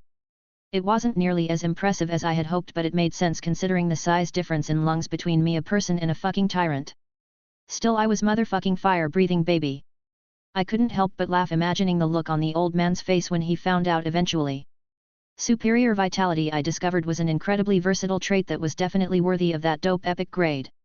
At first glance it just looked like a trait to live longer and be harder to kill, which it was, but there was so much more to it as well. A good example was that all my exhaustion vanished after I got it, like fatigue was a thing of the past. My food intake had also sharply dropped after getting the trait, so I didn't need the ungodly amount of 7,000 or 8,000 calories a day to stay healthy. Yeah, that was a rather big fucking downside to my body being the way it was thanks to my powers. It needed much more nutrition than a normal person's. My food creation thingy in my house had been a godsend, probably literally, in keeping me fed. Fun fact, by the way, the old man is a very big fan of fatty brisket with mushroom gravy and cornbread. This new trait made things real awkward for me when I ordered my usual haul of food of whatever kind I happened to want, only to feel full a quarter of the way in.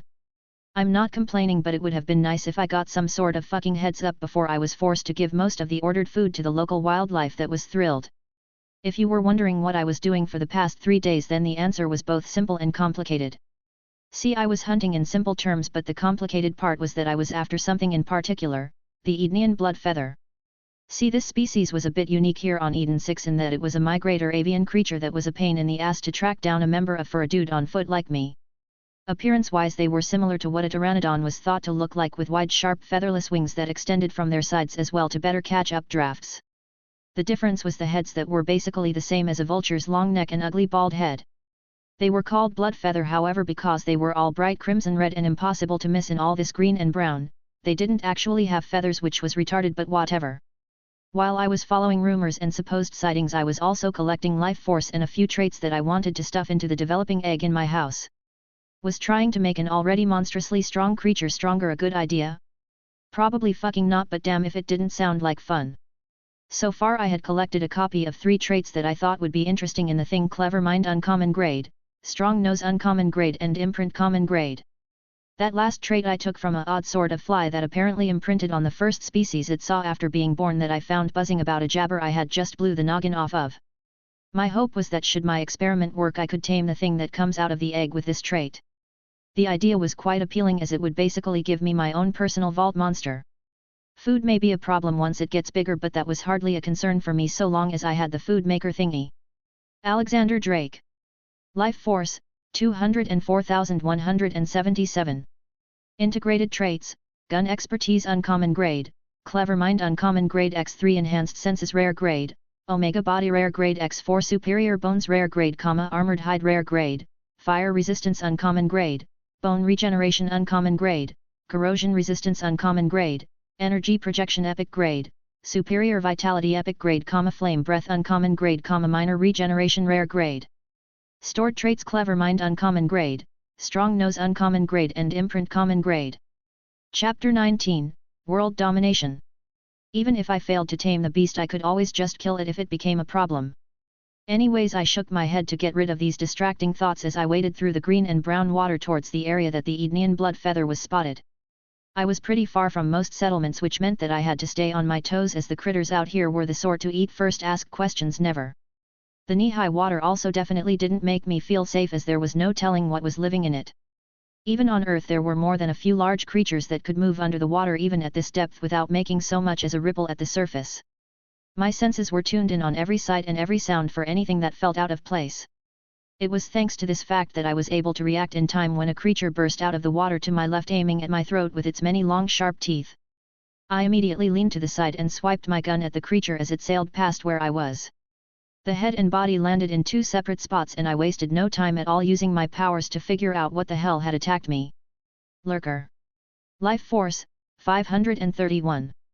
Traits: Amphibious Lungs Rare Grade 5000 units, Anticoagulant Coating Uncommon Grade 1000 units, Thermal Sensing Uncommon Grade 1000 units, Poor Vision Trash Grade 50 units, Water Resistance Common Grade 500 units, Ambush Muscles Common Grade 500 units. Ooh, now those are new and useful too. I thought with a grin as I saw the traits this thing had. All of the traits besides Poor Vision and Anticoagulant Coating were very useful things to have.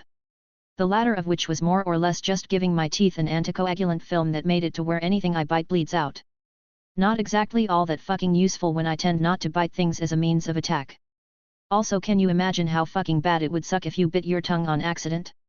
No thank you, I'm good. Still, the rest of those traits were good, so I grabbed them for a cost of 7,000 units. That wasn't the only one of these fucking things nearby either, far from it. After that first attack I got ambushed, unsuccessfully I might add, no less than 15 bloody times. Lurkers, as I discovered by recovering the corpses a few times, were a weird mix of a frog and a lizard as far as anatomy was concerned. They had short narrow bodies with small weak webbed front legs and huge muscular webbed back legs that were used to propel them rapidly from their ambush spot to their prey. Their heads were straight up fucking nightmare fuel though, as they had wide triangular heads that were all razor sharp fang filled mouth and 2 stunted tiny eyes at the top. Coloration wise they were a dark muddy brown, which fit since they were clearly adapted to hiding in the muddy waters to ambush anything that came near them. Still, I took an extra copy of Amphibious Lungs, Thermal Sensing and Water Resistance for my experiment later. I don't have to do shit. If I'm going to make a fucking monster, I'm going to fully commit to making the best monster I can, consequences be damned. I suppose my only gripe was that the lurkers were a bit annoying to deal with since I could only spot them after they fucking jumped. I thought about integrating thermal sensing to fix this issue, but I had learned my lesson about messing around with my senses on Bale 3 and I had no intention of finding out how disorienting adding a new one will be while I was hunting in the middle of bumfuck nowhere. After dealing with these annoying creatures over the span of 3 hours, the Lady Luck finally smiled upon me as I caught sight of a flash of red that my focus zeroed in on instantly. It was weaving through the air in hard-to-track ways, but there was no doubt after I got a good look at it that this was the prey I had been chasing this whole time. I wasn't going to waste my time trying to shoot the thing when it was flying so erratically, a good way to waste bullets. Instead I trailed the avian creature until it finally landed on a tree branch to rest. Bang! Sploosh! I blew off the thing's head and watched its corpse fall into the water at that point. Walking within range, I activated my powers and took a look at the traits of this creature that Hammerlock swore was worth my time. He was so fucking right. Ednian Blood Feather. Life Force, 892. Traits, Precise Vision Rare Grade 5000 units, Aerial Expertise Common Grade 500 units, Iron Stomach Uncommon Grade 1000 units, Disease Resistance Epic Grade 20,000 units. Literally all of these traits were good shit. That last one though was worth a stupid amount of money if I could somehow pass it to another person. It was basically a passive trait that made your body's natural immune system into the fucking Hulk. While it wouldn't make you totally immune to every disease known and unknown to man, it did make it so you start producing antibodies for literally any disease that you catch at a stupidly fast rate. In other words, while usually it was a slow process of your body identifying the disease and then slowly fighting it off as best as it can. This trait basically increased this process by several folds, so you recovered and gained immunity to the disease in a far shorter time. This shit was practically a cure-all as far as diseases went. I wasn't even upset at the huge price tag attached to the trait, as it was well worth it in my opinion. I grabbed all the traits the avian creature had and only winced a little at the feeling of losing such a massive chunk of my stored-up life force. I wasted no time at all after collecting these traits and found a spit of land to open my house on. Walking in, I headed straight to the teleporter room and hit the manor destination I had saved for Eden 6. The inside of the house shuddered for a brief moment before my current location displayed changed to the manor. I then took off my boots and left my house's archway before compacting and storing it again. I made no attempt at masking my presence in the place as I headed for the study where the old man was more likely than not to be. Had a good hunt, I hope, young Master Alex? Baldrin asked calmly when I ran into him in the hallway. Of course. I assume that cleaning solution I gave you before I left was well received given the scent lingering in the air. I asked with a smirk. Perceptive as always, sir. Indeed, that pine sole has been quite a welcome addition, as even that grumpy sir is pleased with it. The butler said with a small smile of his own. Good to hear, just let me know if you need more. Ah, but I suppose I should stop holding you up from your work. I'll be off to see the old man now. I said casually before turning to leave. Best of luck, sir. Baldrin said as I went before he walked off. Don't let the polite speech from that guy fool you, he was loyal only so much as it benefited him. It was no secret that he was suspected of recording the conversations around the manor just in case he needed blackmail material for some reason. Still, I can't deny that besides that rather nasty method of ensuring his job security, he was very good at his job. As far as butlers went, he was extremely competent as he oversaw the cleaning, informational and employment aspects of the Jacobs family estates. All in addition to personally serving the Jacobs family themselves with whatever they required. When I walked into the study, I saw the old man with an interactive projection up with paperwork that he was reading over and signing in cursive where necessary. I didn't say a word but casually took out a bottle of brandy from my inventory and set about fixing him a drink that I set on the desk in front of him before taking a seat myself nearby. He grabbed the crystal glass and took a sip before sighing. Nothing like a stiff drink to ease the stress of work, boy, glad you remembered. He said gruffly. How could I forget after you practically beat me over the head with the phrase? I asked with a chuckle. Important things need to be emphasized. You must be done with your hunt if you are here though. From the looks of you it was a decent enough trip. He said calmly. I nodded. Most of my traits at the moment are uncommon at minimum and have a heavy amount of rare traits in there as well as a couple epics. Even got a tyrant egg that I'm hoping I can give some of the traits I collected to tame and strengthen the beast within. I said honestly. The old man raised an eyebrow in interest. A tyrant egg, you say? Killed the mother already, I assume, since you aren't being chased across the planet at the moment and I don't have reports of a tyrant going on a rampage. Think that gift of yours will let you keep such a beast on a leash, boy? He asked and I nodded.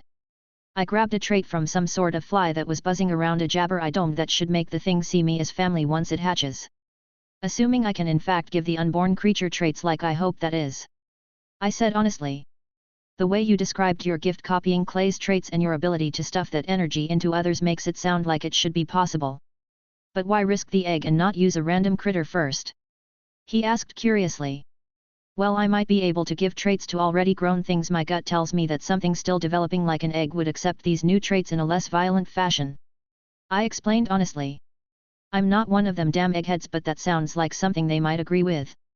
What planet you plan to go to next since you're done here on Eden? He asked seriously. It's a bit hard to decide on just the one. I thought about going to Bale 3 again since I'm pretty sure there's another vault there somewhere, but without a lead to go off there's no telling how long it'd take to find. Before this year's up I was hoping to get at least one legendary trait, but without a monster like that I haven't a clue where I might find such a thing. I said honestly.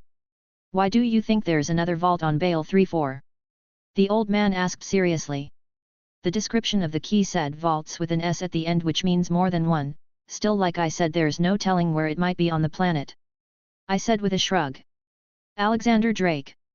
Life Force, 171,677. Integrated Traits, Gun Expertise Uncommon Grade, Clever Mind Uncommon Grade X3 Enhanced Senses Rare Grade, Omega Body Rare Grade X4 Superior Bones Rare Grade, Armored Hide Rare Grade, Fire Resistance Uncommon Grade, Bone Regeneration Uncommon Grade, Corrosion Resistance Uncommon Grade, Energy Projection Epic Grade, Superior Vitality Epic Grade, Flame Breath Uncommon Grade, Minor Regeneration Rare Grade. Stored Traits Clever Mind Uncommon Grade, Strong Nose Uncommon Grade and Imprint Common Grade, Precise Vision Rare Grade, Aerial Expertise Common Grade, Iron Stomach Uncommon Grade, Disease Resistance Epic Grade, Amphibious Lungs X2, Thermal Sensing Uncommon Grade X2, Water Resistance Common Grade X2, Ambush Muscles Common Grade. Chapter 20, Alex Stein's Monster. A second vault might be a bit much for the old tree to keep to itself. He grumbled with a deep frown. Worried that Jacobs might get attacked by the other corporations if you found a second vault? Can't say as I don't see a precedent, since Atlas only avoided it because they kept it secret long enough and even then had to fight off the corporate spies that swarmed them. I said honestly. Them vaults are a blessin' and a curse, boy, where one's found blood is spilled, and I don't want Jacobs to get dragged into that mess. That said, we are talking about Bale 3 here, not the heart of Jacobs, so we have some room to move still. If we go looking for another vault on that planet, we gots to keep it quiet or vault hunters'll come running like jabbers in heat. The old man said seriously. So how we playing this, lots of bodies looking or a quiet takeover and search with satellites? I asked, leaning forward in my seat fully focused. First we need to buy the planet, it's got a lot of wood so no one will think nothing of it as we've done it before.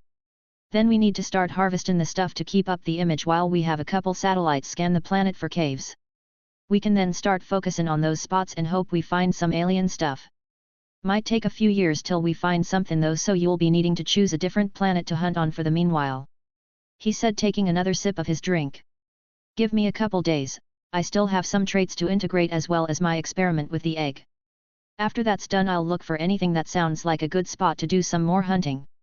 I said, and he nodded before effectively telling me to get lost so he could get his work done. I wasn't bothered by the rude send-off since I knew he didn't mean anything by it, that was just the way he was. I headed up to my room in the manor and opened my house up again before stepping through the portal.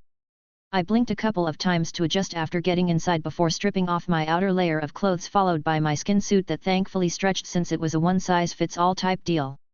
Once I was fully nude, headed to the bathroom before I gave Iron Stomach, Disease Resistance, Amphibious Lungs, Thermal Sensing, Water Resistance and Ambush Muscles the go-ahead for integration, while making sure to keep one copy in reserve for the egg. Who boy, let me fucking tell you that going to the bathroom after stripping for this was a damn good idea. I immediately started to convulse in agony as blood, sweat and other stuff started coming out of every pore and hole I had. My stomach churned and my lungs burned while my muscles writhed and swelled in my legs. The process, like usual, ended quite quickly but was a fucking miserable time. I weakly stood up and turned on the water to wash the filth off of me and hissed as the hot water triggered my new thermal senses like a strange bright orange sight in my mind. I powered through the annoying sense though, as I needed this vile shit off me yesterday. I grabbed a nearby bar of oak-scented soap and my loofah and got to work on scrubbing the abhorrent shit on me off. My new thermal sense didn't work exactly how I imagined, but was sorta like an extension of my eyesight that could be toggled on and off after I eventually figured it out. Water resistance made my skin kinda waxy, I suppose, so the water slipped off me like it had been tossed on an oiled piece of metal. Thankfully it also made it way easier to get the nasty stuff off me as the water took what I got loose with it. The only other trait just added that had a physical effect on me was ambush muscles, that while getting added to Omega body also focused heavily on the jumping muscles in one's legs and thus gave me highly robust calves and thighs. In a manner of speaking, I now had the ability to jump the same distances a frog my size might. That might sound comical until you consider that also meant any kick I make was now strong enough to shatter stone and dent hard metal. That was what made my powers so dangerous. I might start out weak, but if given enough time and opportunity I would rapidly approach superhuman in several regards, like a snowball rolling down a hill. Even discounting the 6-month break I had to get educated, it only took me about a month to reach slightly below superhuman levels. I could have gone even further if I hadn't purposefully capped myself in terms of how many copies of a trait I was willing to take. I wasn't sure if there was an actual limit to how many copies of one trait I could have. What I did know was that if I recklessly took every trait copy that appealed to me, I'd never have any life force saved up. Unsurprisingly, the traits tended to cost more than the life force I got from any one creature with them, which meant I was operating at a loss if I didn't regulate my trait and life force in rates. It also didn't help that the higher the grade a trait was, the higher the price in life force it would cost. Trash was the lowest at a pitiful 50 units, Common was the true lowest acceptable grade and sat at 500 units. Uncommon was next at double the previous grade at 1000 units. The prices started jumping drastically from there, which was understandable given the rarity and/or complexity of the traits past that point.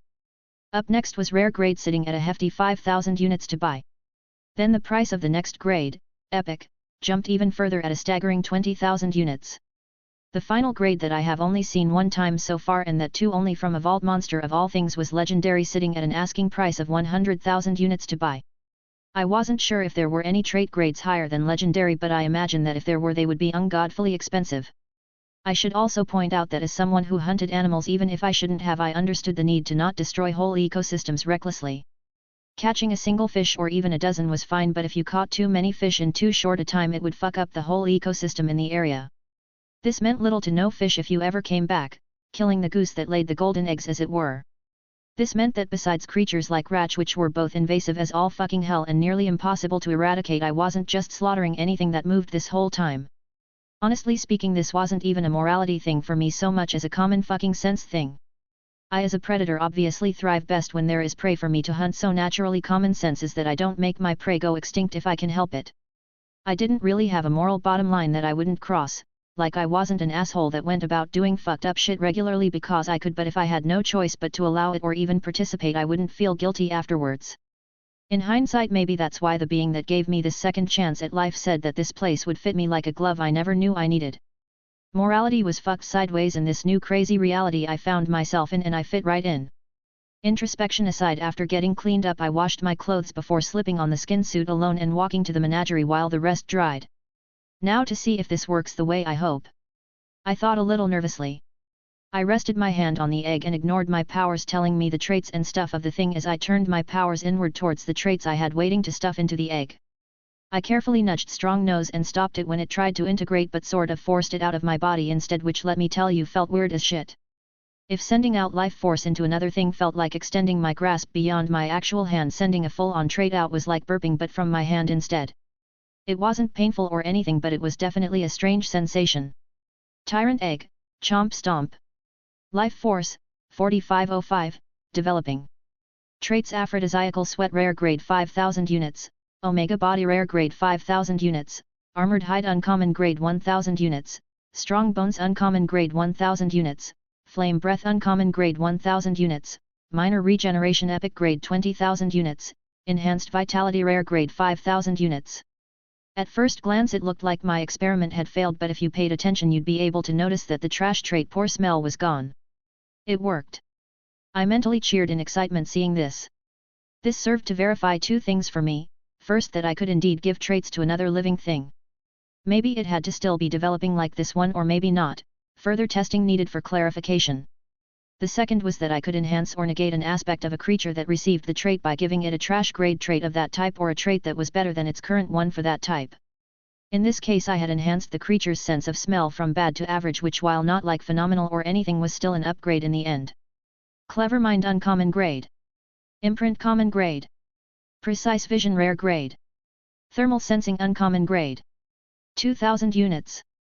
I was only able to stuff these 4 traits and another chunk of life force into the egg before I got a feeling of fullness that I took to mean it needed to adapt again to these new changes, but I was getting kinda excited looking at its current status.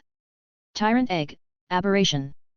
Life Force, 6505, Developing.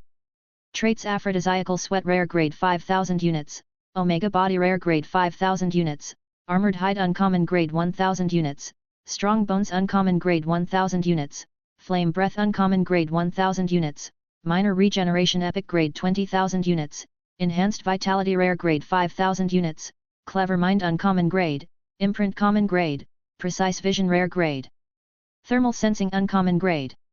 I noticed that the species title had changed from Chomp Stomp to Aberration, which was fitting since this egg was clearly a freak of nature, or would it be Unnatural since I made it this way? Whatever the case, I was grinning ear to ear in honest glee at the thought that I looked on track to get my pet monster after all. If I could somehow manage to make the creature into a quadruped and stuff a working set of wings on its back, I may even be able to make an honest-to-God's dragon, or at the very least something that looked like one. Alexander Drake. Life Force, 169,677. Integrated Traits: Gun Expertise Uncommon Grade, Clever Mind Uncommon Grade X3, Enhanced Senses Rare Grade, Omega Body Rare Grade X4, Superior Bones Rare Grade, Armored Hide Rare Grade, Fire Resistance Uncommon Grade, Bone Regeneration Uncommon Grade, Corrosion Resistance Uncommon Grade, Energy Projection Epic Grade, Superior Vitality Epic Grade, Flame Breath Uncommon Grade, Minor Regeneration Rare Grade, Iron Stomach Uncommon Grade, Disease Resistance Epic Grade, Amphibious Lungs, Thermal Sensing Uncommon Grade, Water Resistance Common Grade. Stored Traits: Aerial Expertise Common Grade, Amphibious Lungs, Water Resistance. Thanks for listening.